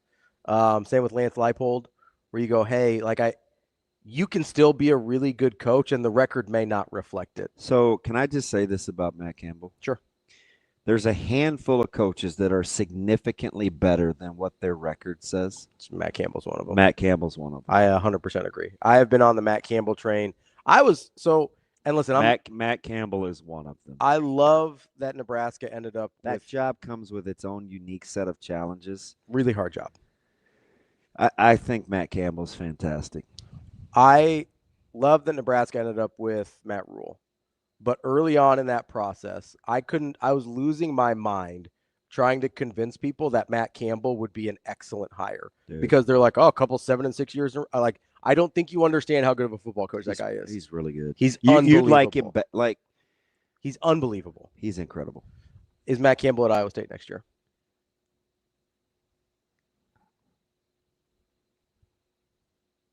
I say no. You think he finally takes the job? Temptation will be great. It depends on where everybody is, with their ages in his family and stuff. Yeah. Yeah. Because that's really, really important to him. It seems like one of the things that we don't consider with coaches that has a outsized impact on their decision. Yeah. Compared to all the things we do talk about. You should have seen Viv, Leona, and Julie at team dinner last night with the food trucks and costumes. Stuff matters. You should have seen Al Huss when he was trying to take that job in Illinois. Damn. Allegedly. Chicken nuggets. The more you know. I thought that was public knowledge. My bad. I thought he had said it at one point. Maybe. I hope so. I need DeMarinis to confirm. My bad. Wow. Brent Key. Another really hard job. I don't think as hard as Vanderbilt, but I think it's a hard job. Haynes King out of eligibility? I believe so, yes. He is a Georgia Tech guy through and through, though.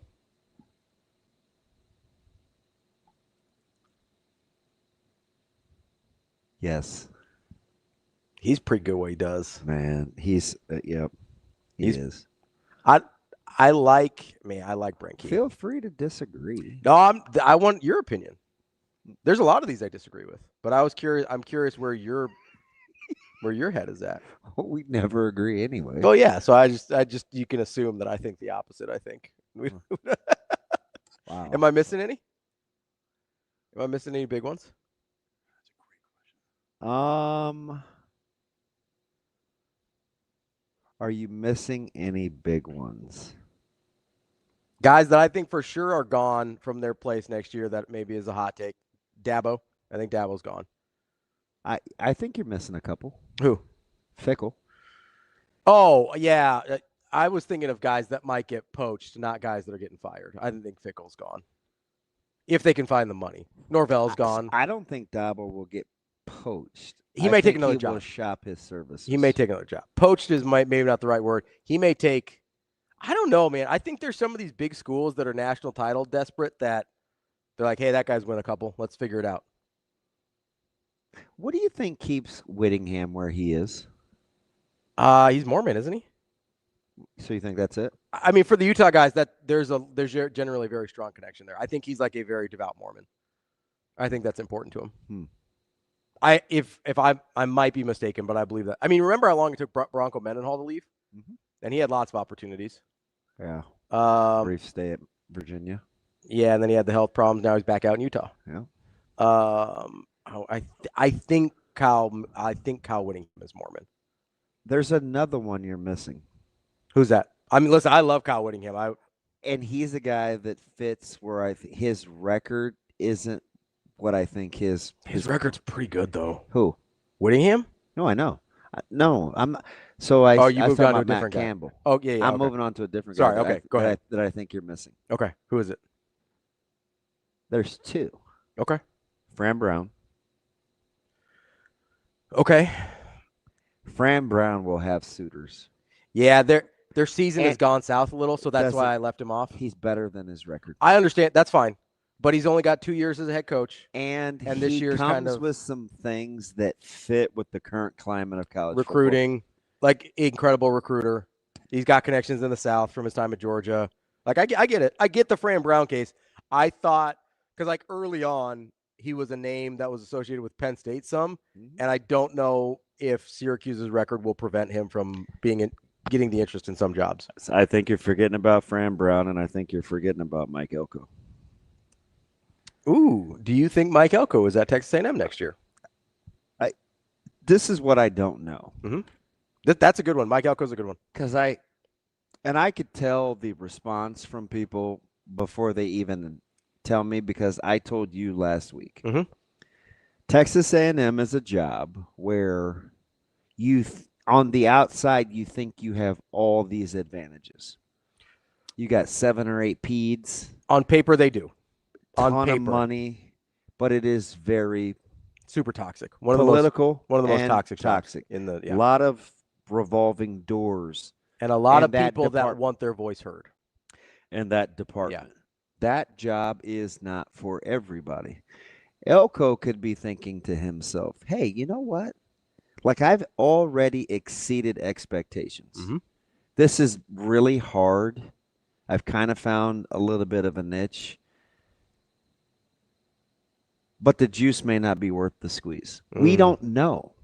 I'm just throwing that out there. We assume, this is what we say, because this is what we always say about A&M. Mm-hmm. They should be this, and they should be that, and this is what they do. But this is what they never have been. And it's never happened. They never have been. So you may just have a guy that is finally exceeding or able to function. In the dysfunction. Yeah. Doesn't mean it's good for him, though, either. Or that he likes it. I'm just saying, right. I think you have to think about that. No, I think it's fair. That's why I asked the question yesterday about maybe Trev has taken some of the slings and arrows off him that other that's coaches. Definitely something Trev would do. It sounds like it from... That's who he is, too. Yeah. Like, and, yes. Trev is quick to lob you the middle finger to hunker down. Sure, yeah. So... It sounds plausible. Right? I think. Yeah. I didn't mind when you went into the example. I didn't think you were nuts. And I don't know. I don't know anything. But Trev may be like, hey, you guys are paying me $3 million. You changed my buyout. Mm-hmm. Everybody says it's impending doom for me. Mm-hmm. Yeah, I'll protect you, Mike. What do I have to lose? I'm already rich. Yeah. Like, I'm pretty confident. Yeah, I get another job. If I got you. Yeah, he might do that. I don't know. Yeah, but if you're Elko and you see that that's the guy that's taken, the shrapnel for you, and the people around him don't necessarily love him being there, maybe that's a reason to move on too. Yeah, I don't think Elko is he's at A&M. You have everything you need. I don't. That's why I think That's why I keep bringing up LSU. I think LSU is the best job in the country. I really do. Who had you shaking? Oh, it was Sam.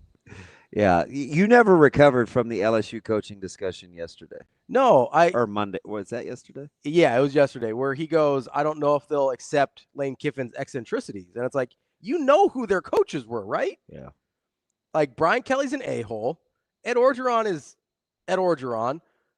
Les Miles is literally eating grass on the field. Like, what are we talking about? All fair, you called Les Miles a glue eater. I'd never heard that before. Like, it's like the kid in class that's a little weird. They're just like licking the glue stick. But I ate glue, so I would pour it on my hand and I rub it around. Go ahead and say it. That's fine. I set myself up for that. I know what you want to say. You're an idiot. 1 to 10. Just gonna get all that out of the way. Go ahead. No, I don't have. No. Yeah, listen. I really don't have. No, anything. yes, I know what you. Go ahead, say it. I stand. What? Go ahead. Not surprised.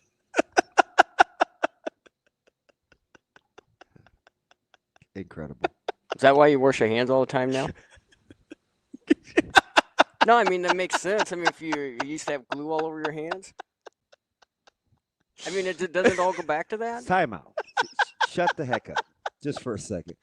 Not surprised. Over the top. That's 1 to 12. You could have just said, hey, I get it, but not surprised. super pricky, 1 to 12. You, I was in elementary. This is a long time ago. This is 40 years ago. Okay. Yeah, Shane, why are you being mean to our guy? Oh no. There's not no. Hey, I used to do the same thing, so we're cut from the same cloth. Not surprised, huh? You told me to say it. You told me to say Can't you just say I could see that? What's the difference? What's the difference in Oh, okay. Okay. Lawrence Taylor, huh? Hey, I'm on your side. No, yeah, I can tell. pretty passive aggressive. Shane, why are you being mean to our guy? I'm not. Again, Knock it off. Not gonna work. Knock it off, Shane. Not gonna work. Be nice to DB. Not gonna work. Nope. Brian says that's worse than sniffing rubber cement. I did sniff a little rubber cement. I mean, back you in the were day. something else. We're just going with Summer's Eve from here on out. Are we? That's you. Are we? Was it like the Elmer's in the bottle, or was it like the glue stick? Whatever, man. Do you know what it was? You don't care, but I'm going to tell you. I am curious. I like to see that it had the imprints, like fingerprints. So I would pour it on my hand, and I would peel it off to see why the lines on the palms of my hands. Everybody did that. I think it was the eating that got me. Sometimes it was good. Hey, back in the day, we're done. Did it depend on what you had for lunch? Like there's some residue on there, or what? Like, back in the day, only. What do you mean? Sometimes it was good. Back in the day, only the richer kids had, the glue sticks. Did the who? The rich kids.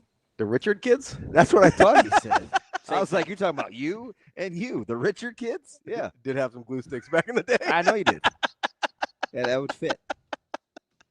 Wow. No, the fingerprint thing, I think everybody did that. It's the second part that you lost me a little bit. Yeah. Well, be touching wet grass. Wow, this dude said. Just don't eat it like Les.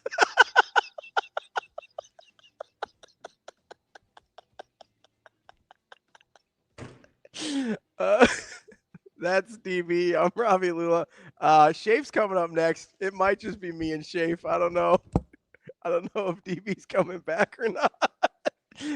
Don't forget, though, if he does come back, you can hang out with us on Friday for our live show here at Hurrdat Sports Bar and Grill. We've got Omaha Steaks. That's probably the only reason DB will come back is because Omaha Steaks is bringing us some treats, and you can win a $200 gift prize valued at $200. Make sure you RSVP at hurrdatsportsbar.com. We'll see you on Friday.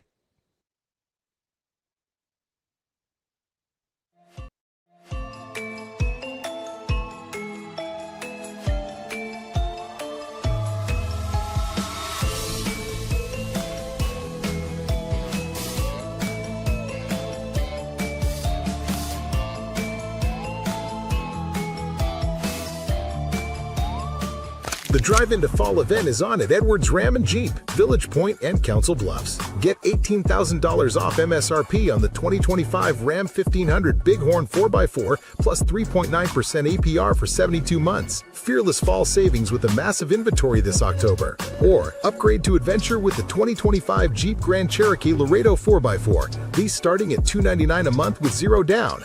Big inventory, bigger savings. Hurry to Edwards Ram and Jeep, Village Point, and Council Bluffs.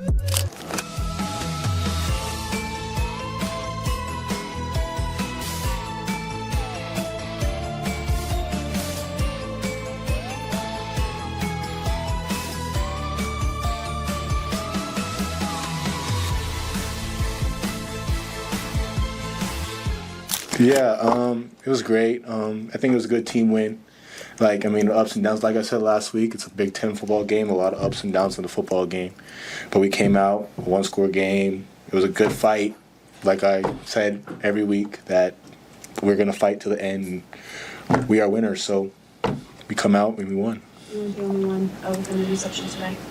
Donovan won too. Just how excited are you for him? Oh, Donovan. He's grown up right in front of my eyes. He was once like a little kid, little freshman that I've seen mature throughout the whole season, day by day, and it's actually showing on the field, and I'm super proud of him.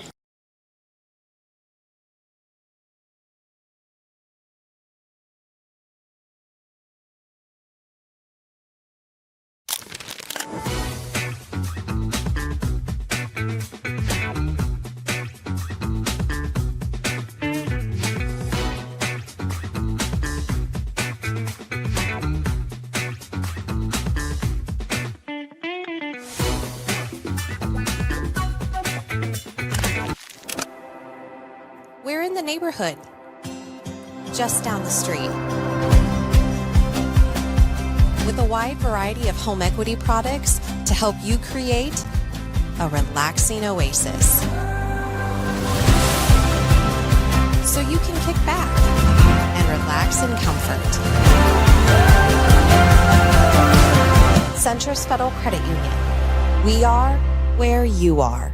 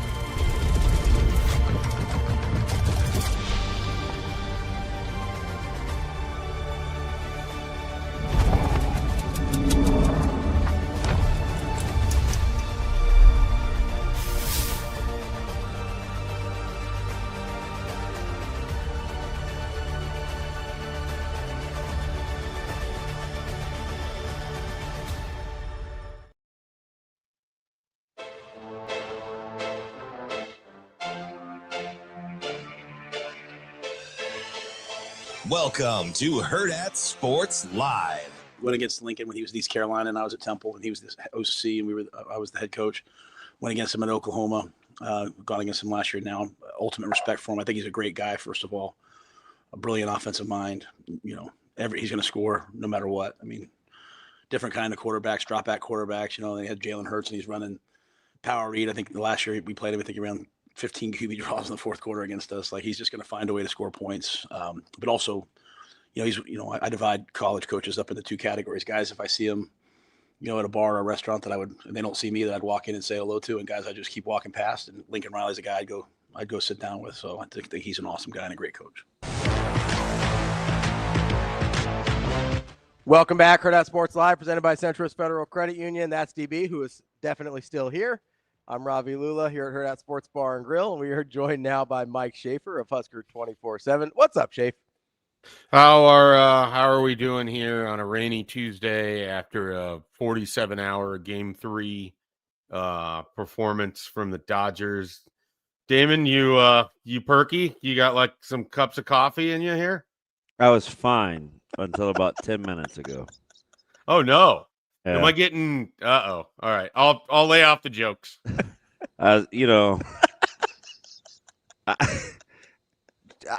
Okay, let me just ask a question. Shut up.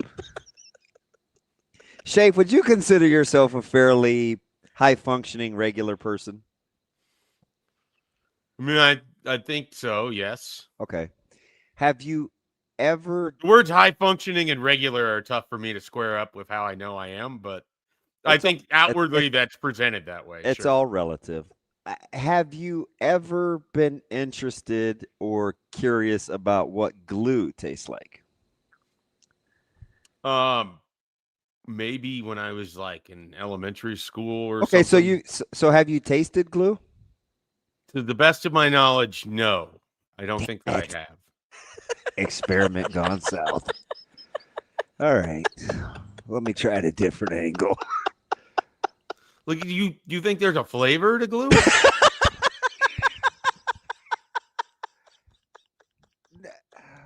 Shave. Only one way to find out. Apparently, my radio partner has explained why I'm not normal because I ate glue as a child. Well, so I'm over here and I'm like, okay, are we talking Elmer's? Like you were just like, I asked that question. Throwing a little Elmer's onto your crackers at at lunch, or wrong guy to ask. Like, were you getting the rubber cement out and checking on that too? Is that funny, Shane? Shafe making you laugh? He always does. Yeah, I know. It's usually at my expense. I was in a very good mood, Shape, but it's fine. He's almost come around on Shohei Ohtani. Almost. He's almost there. Just Just tripling down, huh? Okay. You're already mad at me. What's the difference?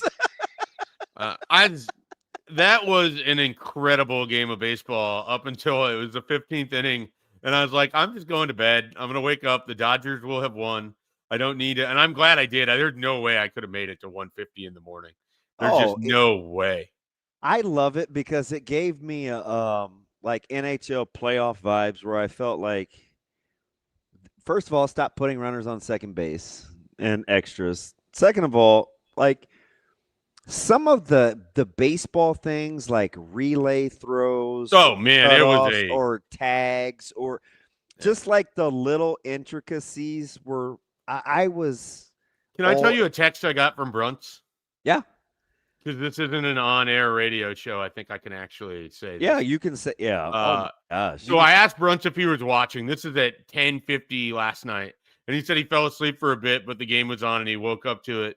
And he's like, he must have went back and caught up on some stuff. This is the text. This game sounds like it was Tom Amansky's wet dream.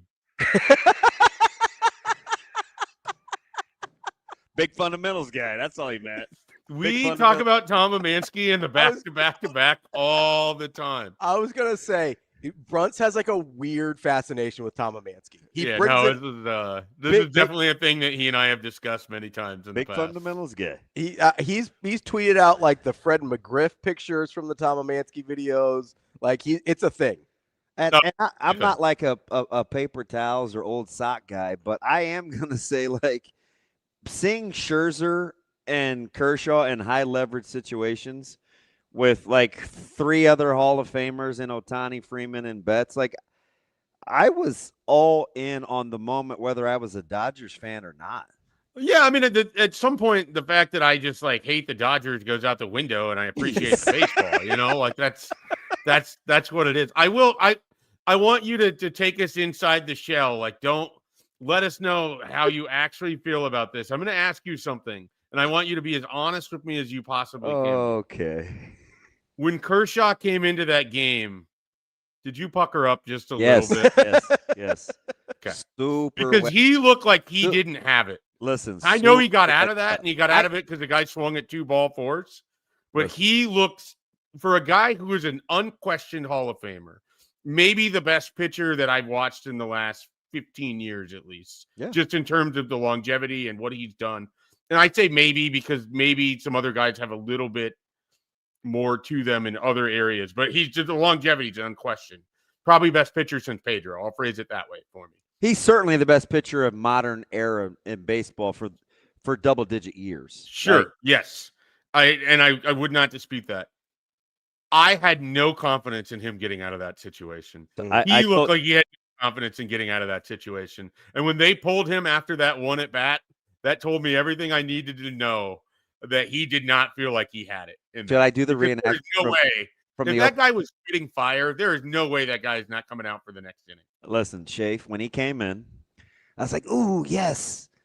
And I was like, oh, my God, like he hasn't shaved. He looks like he's 51. He's haggard. And then he's haggard. And then, no, I'm giving you I said this in the first segment. I go, oh, my God, that 12, that's not straight up. Hey, flip it with your glove. Flip it with your glove. Just get out of the inning. Flip it with your glove. Like, Shave, if I would have had on, I wear shorts.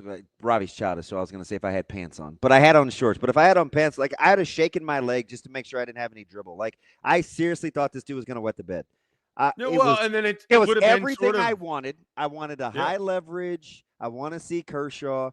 But you remember that talk we had? Like, you had me for like 50 minutes on the phone. I was grocery shopping that morning, and I was talking about Kershaw.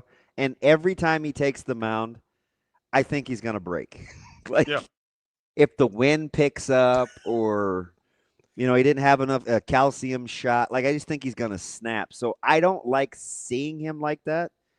But it was juxtaposed to me wanting to see him one time opposite Scherzer in a high leverage situation. So that's the last you see of him. You're cool. Oh, like you're good. I'm good. You got what you wanted. That was the whole thing for me. Like, what if the last image of this guy is serving up like a back-breaking double to something named Nathan Lukes in an extra inning game in the World Series, and it's just playoff Kershaw is how you remember him. I would have hated Luke's as much as I hate Carlos Beltran. Like, like 1-2. Former Cleveland Guardian farmhand Nathan Lukes, by the way.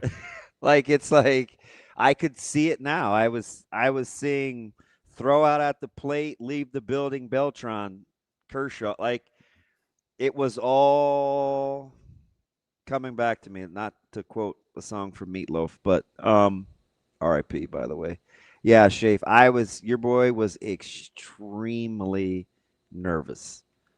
I was terrified. It just did not look good. It started with the beard, though. If he had had like a Mike J beard, and it would have looked like sharp and like, it just looked like he woke up. Like it was like a Rip Van Winkle thing. I'm like, is he homeless? Like, where did he just come from? No, but it was pretty late for a man of that age. Okay. I don't need you doubling down anymore. I don't. We're going to struggle. Ravi and I are going to struggle to get through this, Shape. I hope we're going to be okay, but you may need to be on permanent standby. I'm here. Till brunch, you may be in a new line of work here shortly, depending on how this next 20 minutes goes. I want to talk Northwestern first before we get to USC, because we got off the schneid. I talked to you guys first. BC wasn't even around, so we got rid of that stigma at home. It was fine. Nebraska won anyway. At what point were you like, oh, shoot, welcome back fans in that game when you're watching it unfold? Because it was sleepy early for everybody in that stadium, didn't you think? Yeah, I mean, it was. I do think the way the first drive unfolded, how Nebraska kind of looked in that, there was that third down run that Emmett Johnson had where I refer to it as he got small to get through the hole. Yeah. And I think people really kind of appreciated how they went down and scored. And then it just became kind of your vintage middle of the game Nebraska slog. It got loud again with Kenneth Williams on the touchdown. I've said this a couple times, that kick return where we get to sit up in the press box, like it was aesthetically gorgeous watching that thing be set up. Let's watch everybody get knocked down. Well, you knew how it was set up, that there was a chance for a massive play. It was going to depend on how he did along the sidelines. And if he could just, keep his feet up if people were diving at the ankles, and he did. So he finishes that off with a touchdown. So it gets loud again there.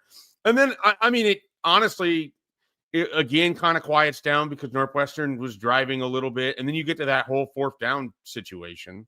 And then it gets loud because the fans are mad. And I think rightfully so, with what whole transpired there. And so, and then it got really quiet after the Dillon interception, loud again after the Buddha Wright interception, and then loud again on the final touchdown of the game. So it was a late arriving or not at all arriving in some sections of that crowd. Like, it was a sleepy day on Saturday.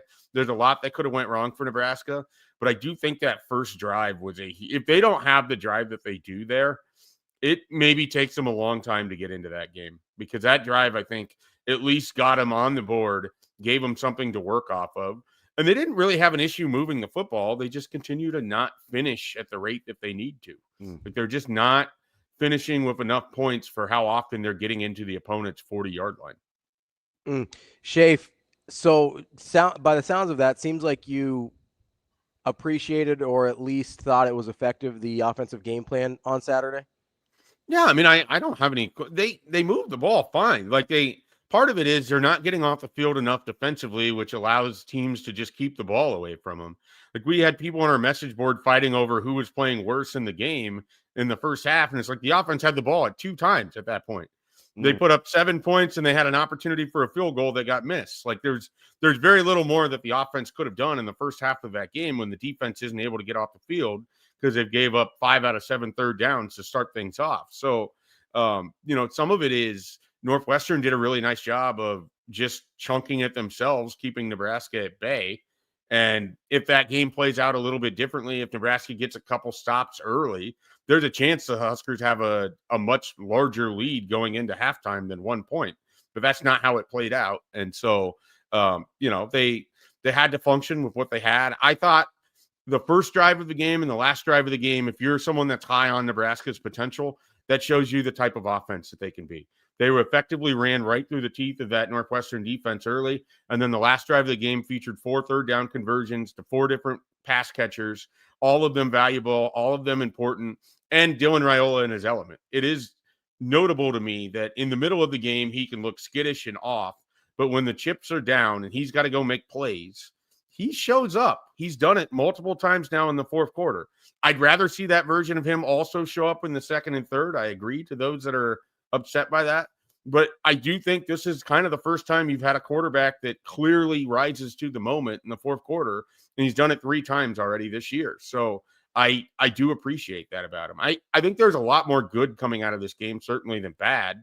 And I think there's things that Nebraska can build upon. There's just things that they're not going to be good at, but that's every team in college football. It's how you mitigate that. It's how you work around it. It's how you emphasize what you are good at that ultimately is going to tell the story for the rest of this season. Shafe, I ask you because I think you quantified it best over anybody that we've talked to in the last 20 years on the pushback and the consternation about running backs in Nebraska. And you had the great segment about history and what we're used to. And I just like the way you put it. I hadn't forgotten it since you had the segment. So I ask you, why, if we think EJ as in Emmett Johnson has become Nebraska's best offensive option, we're so reluctant to give Coach Barthel any outward credit for his development? I think in part because EJ is one of those guys. Which where, one? Emmett Johnson Okay. is one of those guys where you kind of see that underdog story, and you see that this is a coaching staff where he's sort of had to come from behind a couple different times. You tend to give him more individual credit, and especially when there haven't been other running backs that have emerged as much. I know Dante Dowdell had a nice year for Nebraska last year. So I think it's some of that. I think a lot of it is the room as a whole has not stood out for people. So that is where Barthel is going to get knocked more than the individual performance of Emmett Johnson. Secondly, it's such a naked position, and I know that you understand this. It's hard to give EJ Barthel credit for Emmett Johnson getting small and getting through that hole. It's hard, because you don't know what he did and he probably had some effect to that, right? Although, it's because hard for a viewer at home to know that. Yeah, EJ's Emmett Johnson is a much better runner in 2025 than he is 2024. Like I agree with that. I can see the toughness. I can see the gaining ground. Like that's intentional. And I think the thing that bugs me, and it doesn't bug me like make me mad. It's like even in a room as talented as some of our running backs' rooms were, Coach Solich gets a ton of credit, and rightfully so. So I think in the same vein, if you don't like the talent level in the room as much and a guy still is good, then the running back coach should get even more credit. But we're just very reluctant to say, hey, you know what? Dowdell left better than when we got him.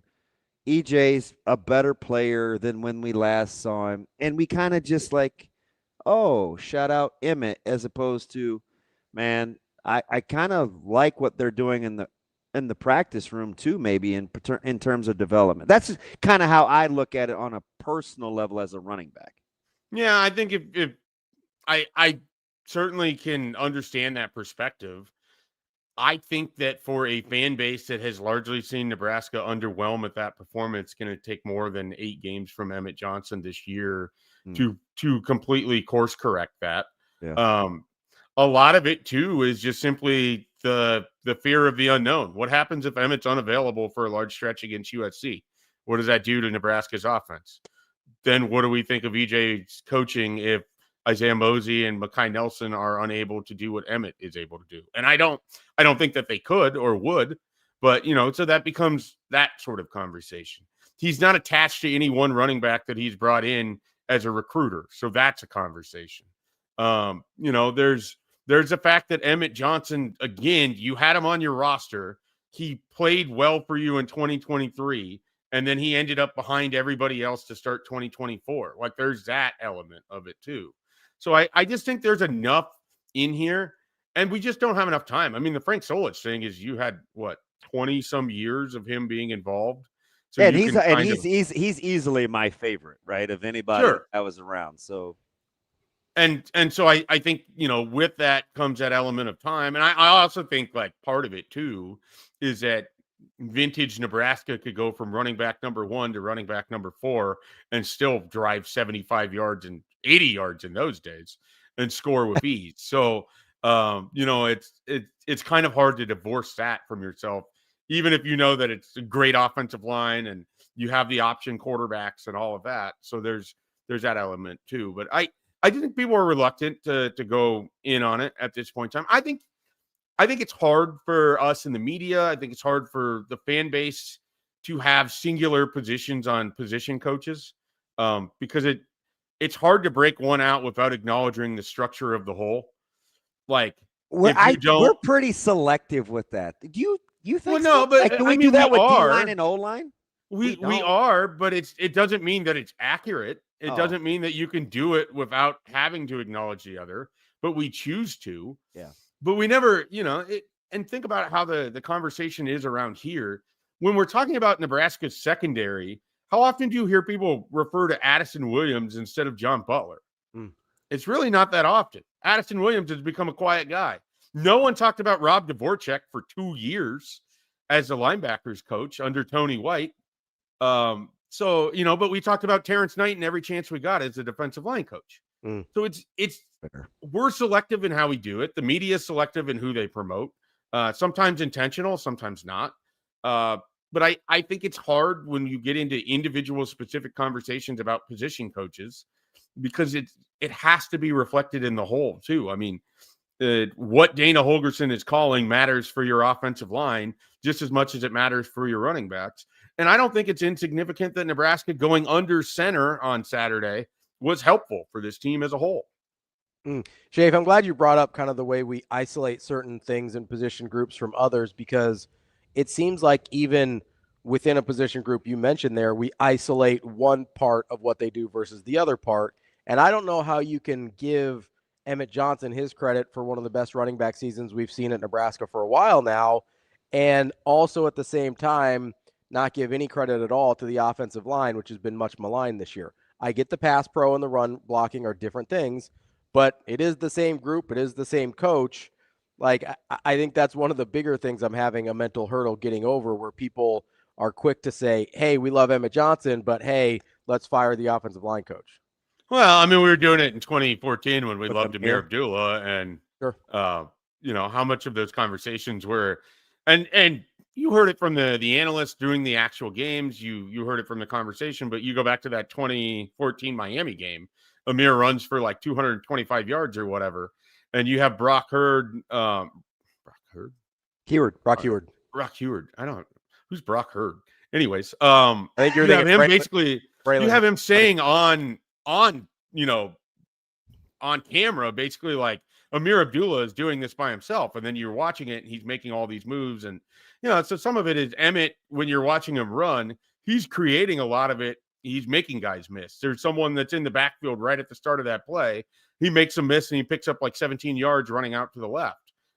So I think some of it is just how we choose to view it. You know, like our perspective on Emmett Johnson is he's creating a lot of that isn't there.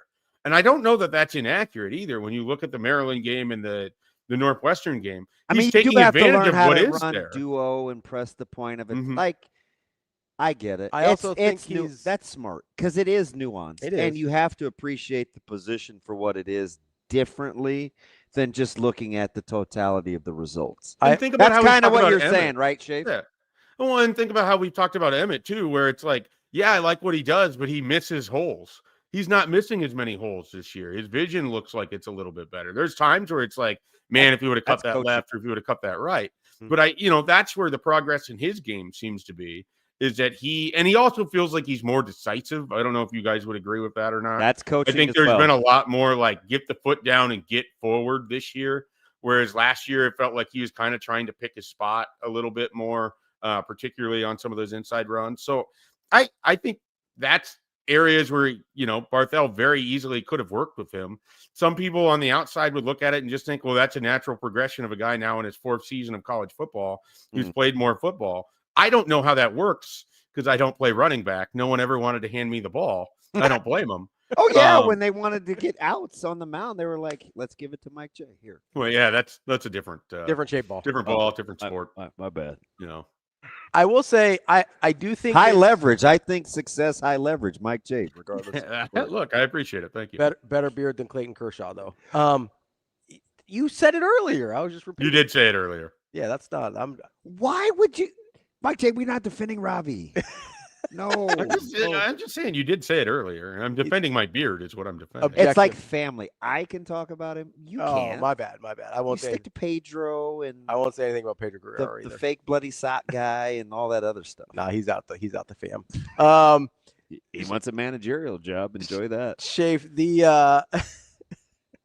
I will say it seems like while I will say Emmett Johnson has created a lot of things with his own efforts, and this is anecdotal, it seems like most of that has happened a little bit further down the field. How much do you take of that versus like offensive line? And then, like, yes, there's some isolated incidents like the 3rd down run against Northwestern where you're like, oh man, that dude did it all by himself.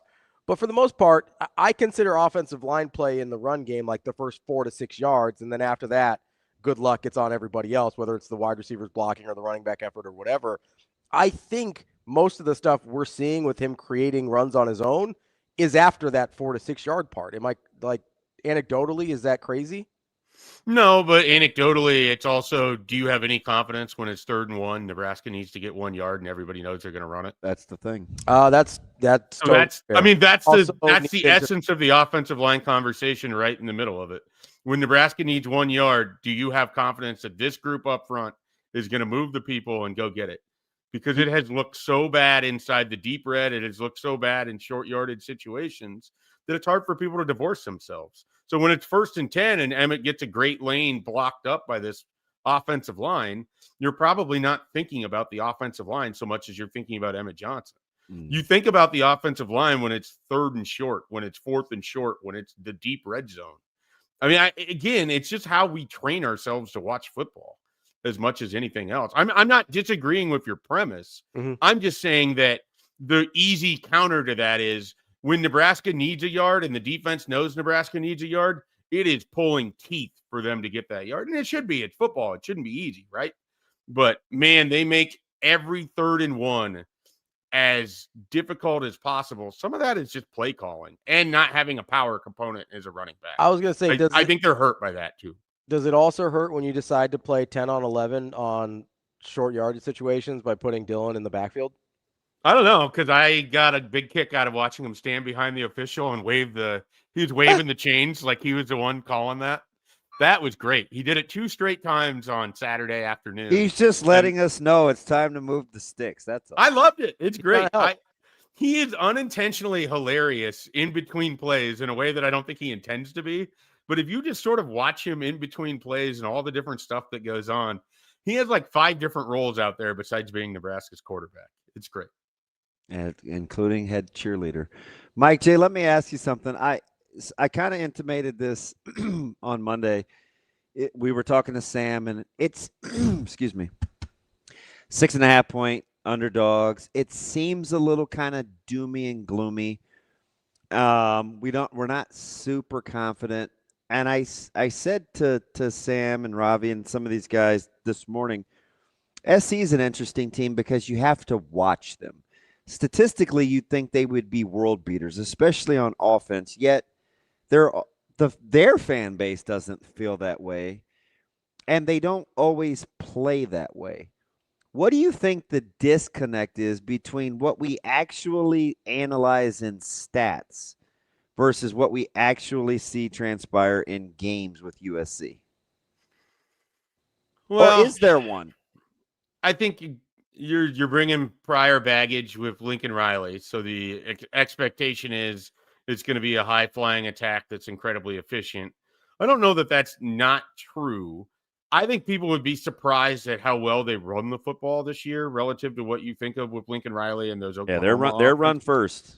And then the other thing is Jaden Maeva has made himself into a much more efficient quarterback than the version that Nebraska took on last November. But I don't know. Their outside passing game isn't as explosive as it has been in the past. I think Mekhi Lemon's incredible, and that's going to be a tough matchup for Nebraska. But yeah, they're not.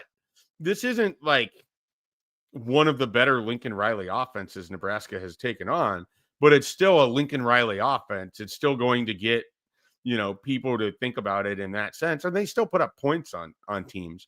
But when you watched them play Purdue, when they took on Illinois, and you called it on this space, the Tuesday before that game, you were all over Illinois, and I thought it was going to be USC. They have flaws. Like this is not a college football playoff team. I thought they had a chance to be. They are not. They're not good enough in some areas. I think Nebraska has to figure out how they can attack those. I think the biggest thing Nebraska has to do on Saturday is stay on the field. They have to continue to get first downs and just keep USC sort of at bay, and put pressure on them that way. Because, I don't know how comfortable USC would be playing in a game where they have limited possessions and everything sort of matters, because you're just one or two mistakes away of being on the wrong side of it. And so I am kind of fascinated how Nebraska handles this. If they slow things down, if they're able to just chunk it down the field that way, it's going to be a really fascinating matchup. I have a tough time. It's still Tuesday. I don't have to pick a winner yet. I think it's going to be USC, but I think Nebraska is going to hang in this game for a long time. I appreciate the 29 minutes here too, Mike J. Let me ask you something real quick. Did you like the tenor? Surprised at the tenor? It was pretty, for as standard as a Matt Rule press conference could be. I thought yesterday was just, I don't know, it was pretty much standard groceries, right? You need milk, eggs, little meat and bread. Like I guess I appreciated it. It's very football-y. That's good, because the week before he allowed himself to be vulnerable, and the staff allowed themselves to be vulnerable, and it ran with their dissension amongst the staff, and they're not communicating and everything else. So at least we get to avoid that this week. It looked like a staff that looked like they communicated going into that Northwestern game. Just my opinion with how they played in it. But I thought it was just kind of back to what you would expect off of a win, like a business-like performance from them. Don't make too much of this game, even though it's really big internally over there.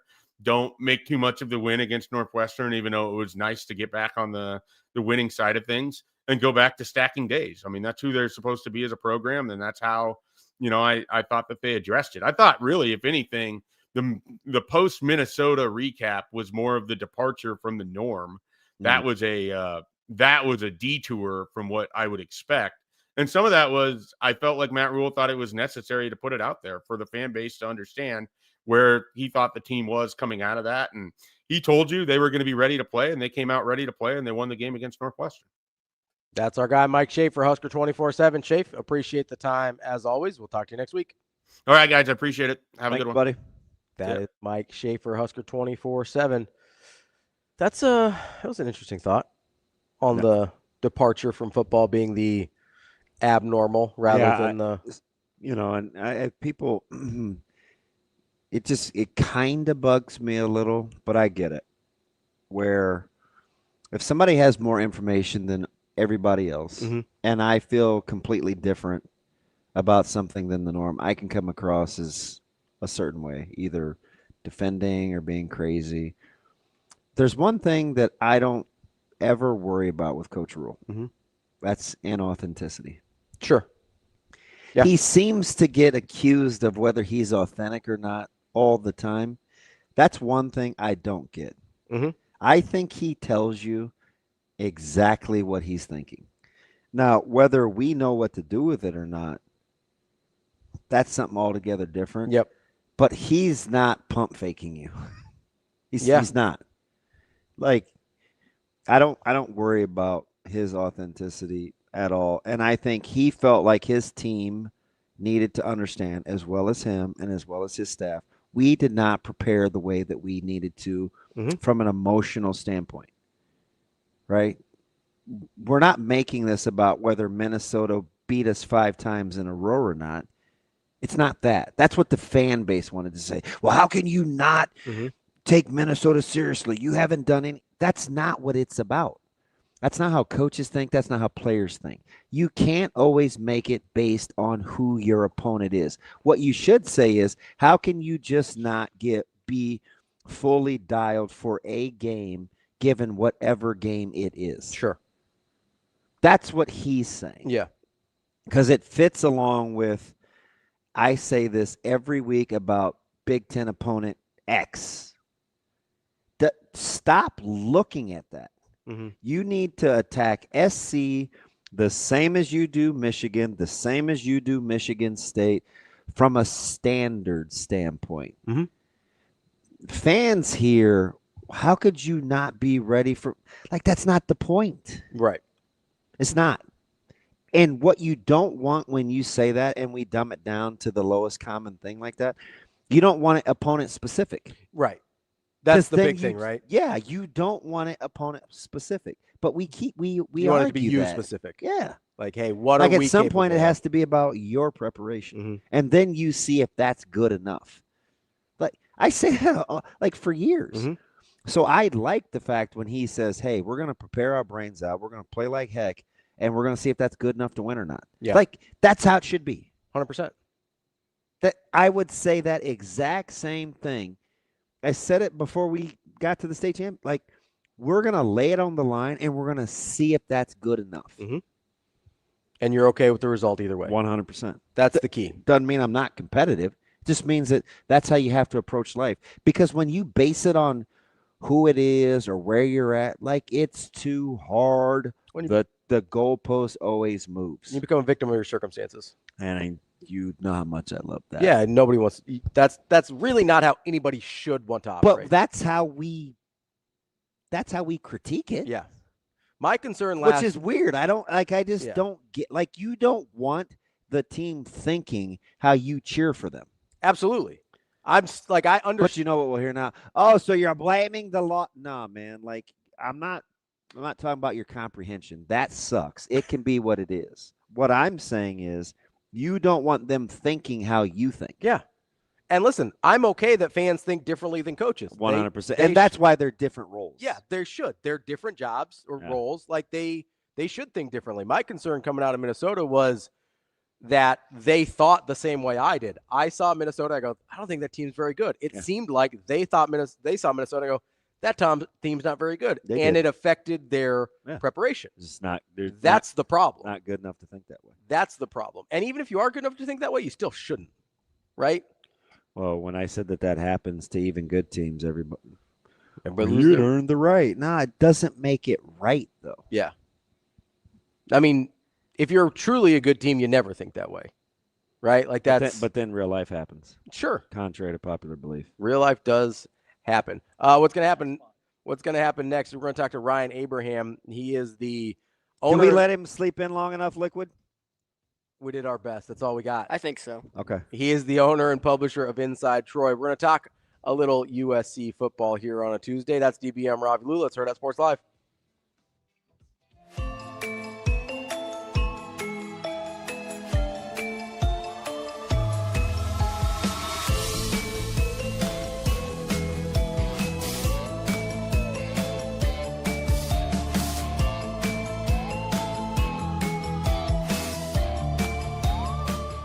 The Drive into Fall event is on at Edwards Ram and Jeep, Village Point and Council Bluffs. Lease the 2025 Ram 1500 Bighorn for just $359 a month with 0 down.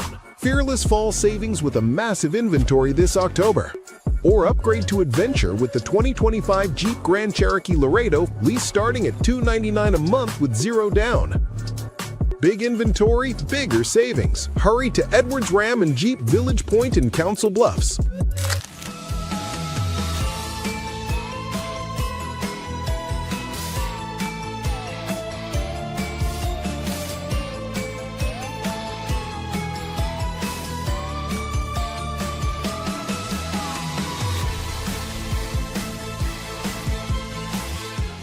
Well, going into this one, we were looking to, for great focus from our team all week, and I feel like we got that. We, talked about the importance of getting over the first win against a top 10 team, and we took the following day, the Sunday, off, and then got right back to work on Monday.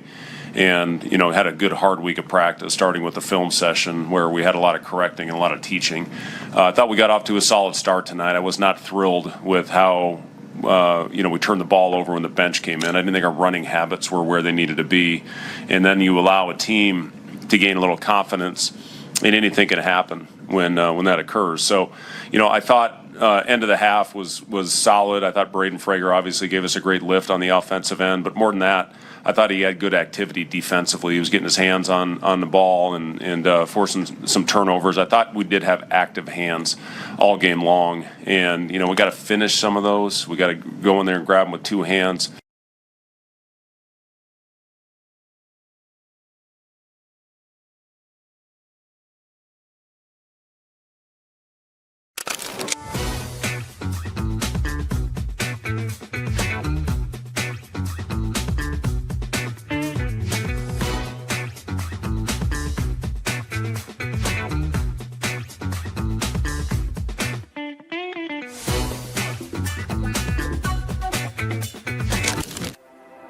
At Centros Federal Credit Union, we have the tools and resources to help our members fulfill their financial goals, with a focus on building a stronger community for the next generation of leaders.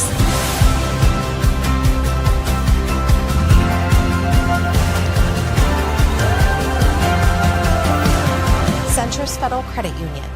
We are where you are.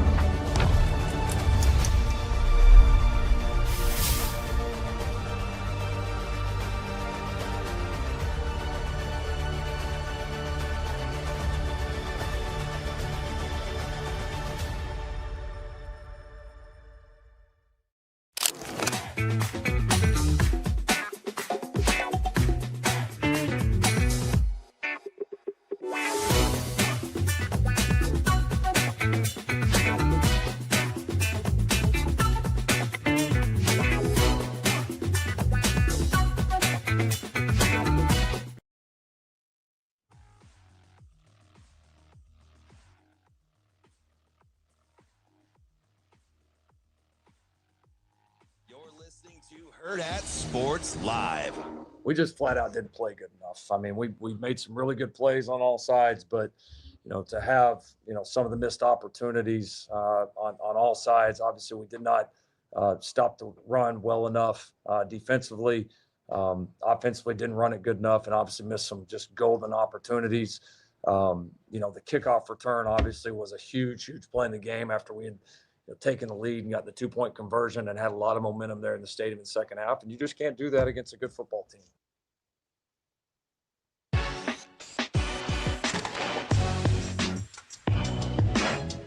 Welcome back, Hurrdat Sports Live, presented by Centros Federal Credit Union. That's DB. I'm Ravi. Lulla here at Hurrdat Sports Bar and Grill. We are joined now by Ryan Abraham, owner and publisher of Inside Troy. Ryan, how are we doing this morning?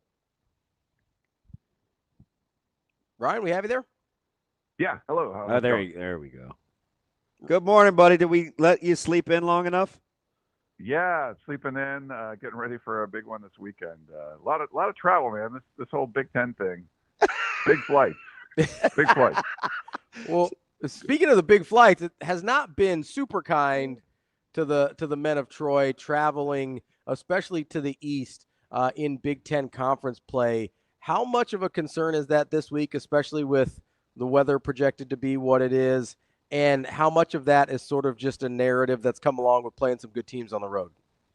I don't think it's a narrative. I mean, I've been going on these trips too. It definitely takes something out of you, but just USC has, but USC hasn't played well on the road. Like, how do you explain a tough team like Michigan coming into the Coliseum and really handling their business, and then sort of looking like the same old when they go on the road? The prior game with Illinois, and then the game afterwards with Notre Dame. And I don't know what it is, but until I see them go on the road, I mean, beating Purdue, that was the first time, they've traveled, gone on a plane, multiple time zones, and won a game in the Big Ten. They won at UCLA last year, but you take a bus. I don't count that. So I would say, yeah, until they do it, I'm not sure what it is or why it would be, but these Lincoln Riley teams have not played well on the road. Let me ask you something, Ryan, because to your point, this is funny for a Nebraska alum, played there, won there in the 90s. My dad was a huge OJ guy. I kind of grew up an SC guy, so I pay attention to SC a ton. And I look at the stats, I look at the data, I look at the analytics, and offensively, I mean, this is as good a team as there is in the country. I'll get to the defense in a second, but when you look at efficiency, drive rate, expected yards, how do I reconcile the data versus what I see the results be without it being a referendum on Lincoln Riley? Or is it a referendum on Lincoln Riley? I mean, I think it's a great question. I think what we saw, and I think usually what you're getting from these Lincoln Riley teams, and the offenses have typically been elite, and then it's just really how far can the defense take them. And then last year was like this weirder anomaly where they bring in Danton Lynn, and the defense probably undermanned, but still looked better. It wasn't like relying on turnovers. It just felt like they were fundamentally sound, and they were getting better on that side of the ball. And the offense, with Miller Moss running the show, took a step back, and they weren't an elite type of offense. So we just hadn't seen that before. This year, they're back to like elite offensive status. Jade Mayava, I think he's the only quarterback in the country over 10 yards of completion. I mean, they're just they're moving the ball really well. They've only punted a handful of times. So it's just when you're never punting, like that something good is going on with your offense. But the defense we've seen take a big step back, even though they've got better, especially on the defensive line. And it's hard to kind of wrap your head around, like, can you have an elite offense and the defense comes with it? And it just seems like when the offense gets a little worse, it allows the defense to get better, but then the offense gets good again, and the defense just can't keep up. I'm not sure what exactly it is, but this season's feeling more like one of those general Lincoln Riley teams where the offense is really good and the defense isn't keeping up. So let me ask you something. Listen, third and fourth running backs, and the concepts apparently are good, or the offensive line is, because it seems like a run-first team. Is that the way you feel comfortable with Lincoln Riley wanting to play? No, I think he wants to run the ball for sure, but to me, this is still a passing team that sets up the run pretty well with the percentages. Yeah, I mean, they're running it more, and I think he's doing that. They weren't doing that last year. I think they were I think one of the only two teams in the country over 60% passing. I think. And Woody Marks was pretty sweet. Yeah, Woody Marks is great. And they really like Wayman Jordan and Eli Sanders. And unfortunately, both those guys get injured, in the Michigan game. And then, just didn't see them at all for Notre Dame. They really tried to run it, even though they had a walk-on King Miller. You saw that Notre Dame game. They just were getting stuffed. And Notre Dame said, hey, we're going to take the run away. And Lincoln Riley wasn't able to kind of get it going. But I thought he called a masterful game against Michigan. I think both sides complemented the other well, and they just weren't able to do it. I think it hurt having your top two running backs out like that. But I do feel like they're going to pass the football, and there's a bunch of RPOs at Jade Mayava's disposal if he wants to. The weird thing though is he hasn't run the ball that much, and I'm not sure why. It seems like he's avoiding it for some reason. I don't know if it's a coaching thing. we've asked him about the last week, and it just seems like he wants to get the ball to the playmakers. But I don't think this is a traditional, like, we're going to run, and then throw the ball. I think they open things up with the pass, and then it allows these rush lanes to open up for the running backs. There was a quote from Matt Rule last week about what do we want to do versus what are we good at doing. And I wonder sometimes the way you've just talked about USC with, okay, obviously they can run the ball a little bit, quite a bit better this year than maybe they have, or more than they have in years past.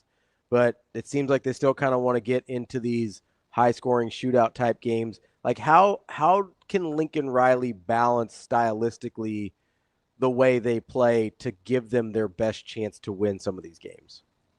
Yeah, I think it was funny. Last year, it seemed like he avoided running the ball. Like I mentioned, I think USC and Colorado, they had like 60% of the time they were throwing the ball. They went into like the Washington game, and Washington had the number one pass defense in the country, and Woody Marks was running well. And everyone's like, just run the ball. And Woody Marks was the MVP of the team last year, like the whole team. And for whatever reason, I think the first half, it was like 30 passes and 8 runs, if I remember correctly. And you're like, what is going on? And it seems more open, and they've used 2 running back sets. They've used a lot of 12 personnel. They like their tight ends. They're throwing the ball to tight ends more. They didn't have a tight end touchdown all last year, and I think they had like 4 or 5 in the first couple of games this year. So I don't know if he's just sort of listened to the criticism or just decided the personnel for this group is going to be better suited to some of these different, ways of attacking defenses. But it's looked a lot different. And I think maybe the most surprising thing for me is just Jay Maiava, is how he's matured and, not turning the ball over as much as he was before. He had the, turnovers against Notre Dame, but he's just seemed to do a much better job of just reading whatever the first, second to read is and just get the ball out. And I meant, so he's 10.2 yards per attempt, not completion. I'm sorry, I've said that before, but he's the only quarterback in the country averaging over 10 yards per attempt. So they're really effective throwing the football, and they've got some good receivers and everything.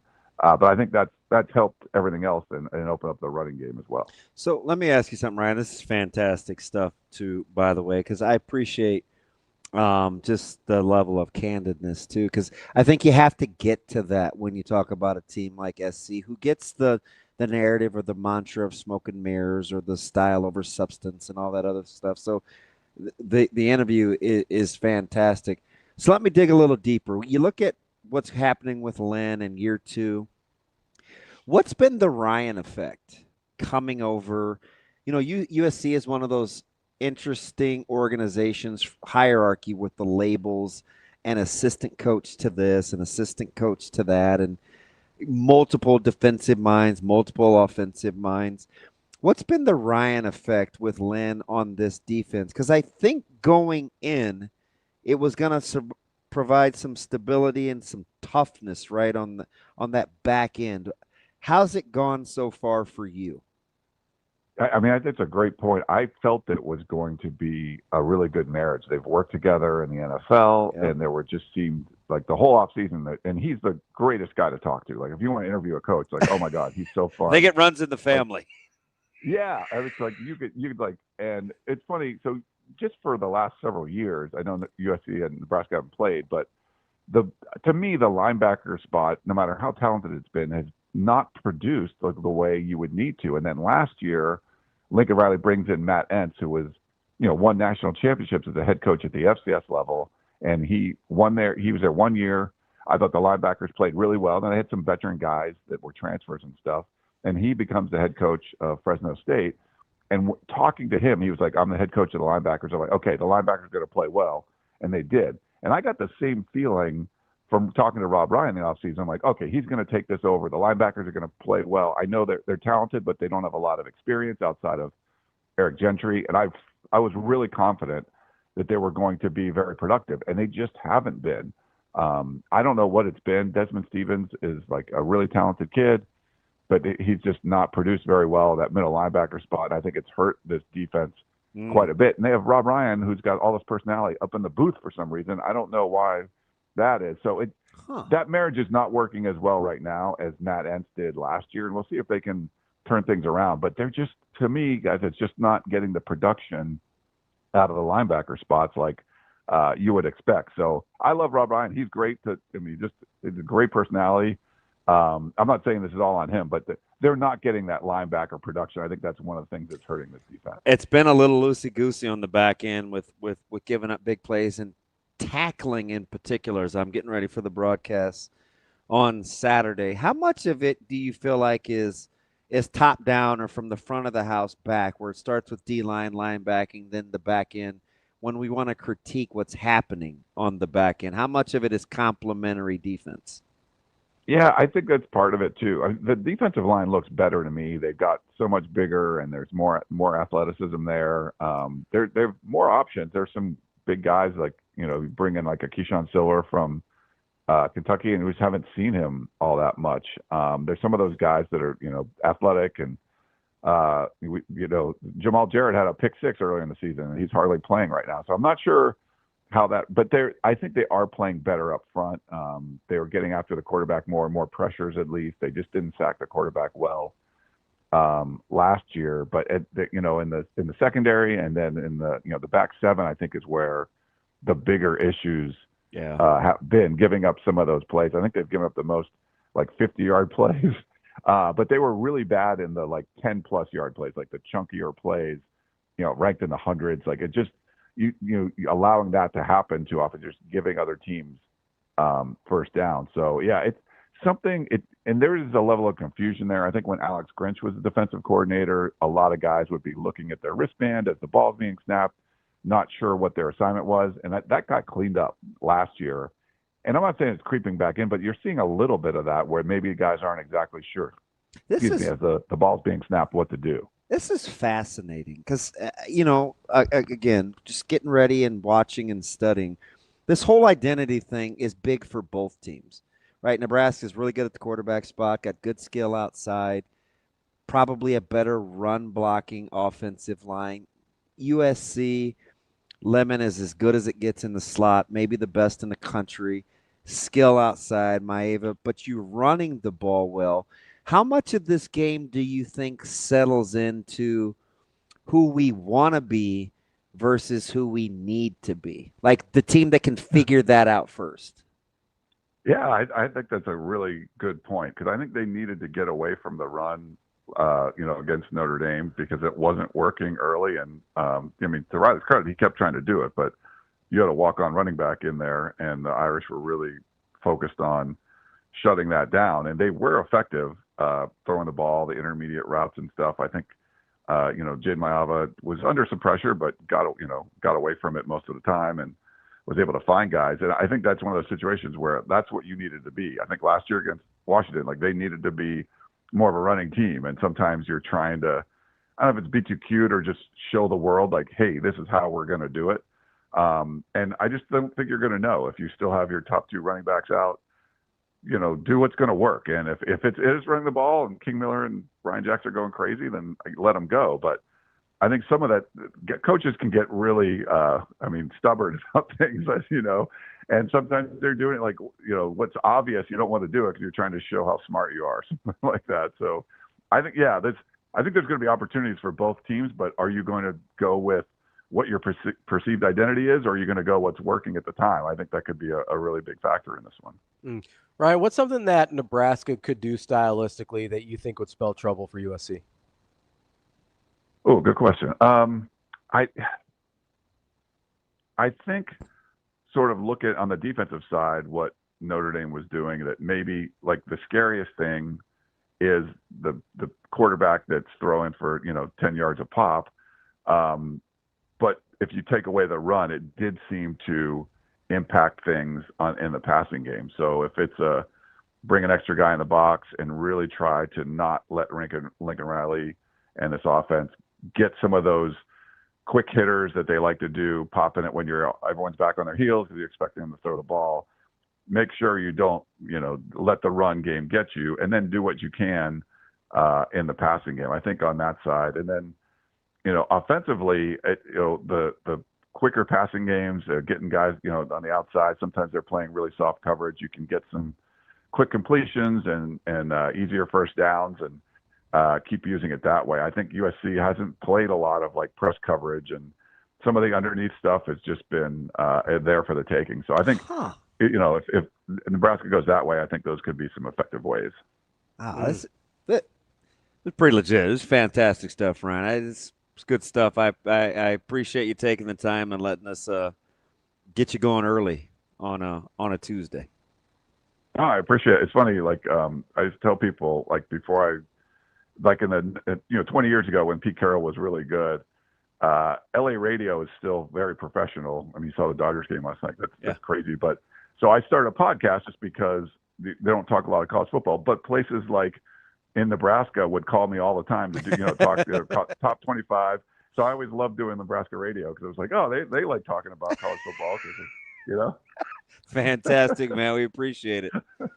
Okay, thanks, guys. That's Ryan Abraham from Inside Troy, owner of Inside Troy. Make sure you go check him out. You can find him on Twitter at Inside Troy. That's fast. Great stuff. That was really good stuff. Yeah. The game within the game, the getting along, the marriages of philosophies. It's like playing complementary. It's like Spider-Man. What can we do versus what should we do? What do we want to do versus what we need to do? I thought, the first thing that got my attention was, well, I'm not sure that's a narrative. I travel with these guys. Yeah, I was a little. That was good. Like, okay. Yeah, like obviously there's something real there in terms of. Usually stereotypes come from somewhere, right? Sure. Yeah. But it's hard to, I didn't, you don't want to make the assumption that, these guys just can't travel well, because you brought up a good point too. That they played some pretty tough teams on the road. Sometimes you just have to parse through the difference. Yeah. Right, we're quick to say, they travel these time zones and they do this. Well, who are they playing? Like Illinois is pretty good. Notre Dame's pretty good. Like who are they playing? Yeah. You know what I mean? So are they favored? Are they like? Yeah. That's why I get into the rule versus like top the top 25 thing. It's some of those stats, like you have to. When have you been favored? Right. And how cool is it that a couple times this week, and it's not just me wanting you to be encouraged about Nebraska. It's me just saying, hey, I get what the stats say. You have to watch the game unfold. You have to watch SC. Something is going on that seems a little off from how daunting some of the numbers are. Yeah, that's where film study is critical. You look at it, you go 530 yards per game, 42 points per game. Look at their expected drive efficiency. It seems scary, right? That means scary. They're top. They're the best in the country. Like expected yards are the amount of yards you can go versus the amount of yards you do go. Yeah. That's why they score at a high clip on points per drive. Yep. They move the ball. Why aren't they better? Yeah. And it also, part of me is also like, okay, what are we grading them on a scale too, in terms of what we think they should be versus what they are? That's fair. Because I think we do that with Nebraska sometimes too, where it's like, well, we saw them look like this once. Why don't they look like this now? Yeah. And I do think when you've got as much talent as USC does. That's a good point. And I see Mekhi Lemon and I go, how does anybody ever cover that guy? I feel like you just throw him the ball every time, you'd be fine. Now, strategically, and we'll get into this with MRI on Thursday. Yeah. There are some things that are advantageous in terms of how Nebraska likes to play on the back end versus what SC does. That's the real game within the game. There you go. Look forward to that with MRI on Thursday. But you'll see us tomorrow. That's DB. I'm Ravi Lulla. It's Hurrdat Sports Live. See you. Have a good day. Love you.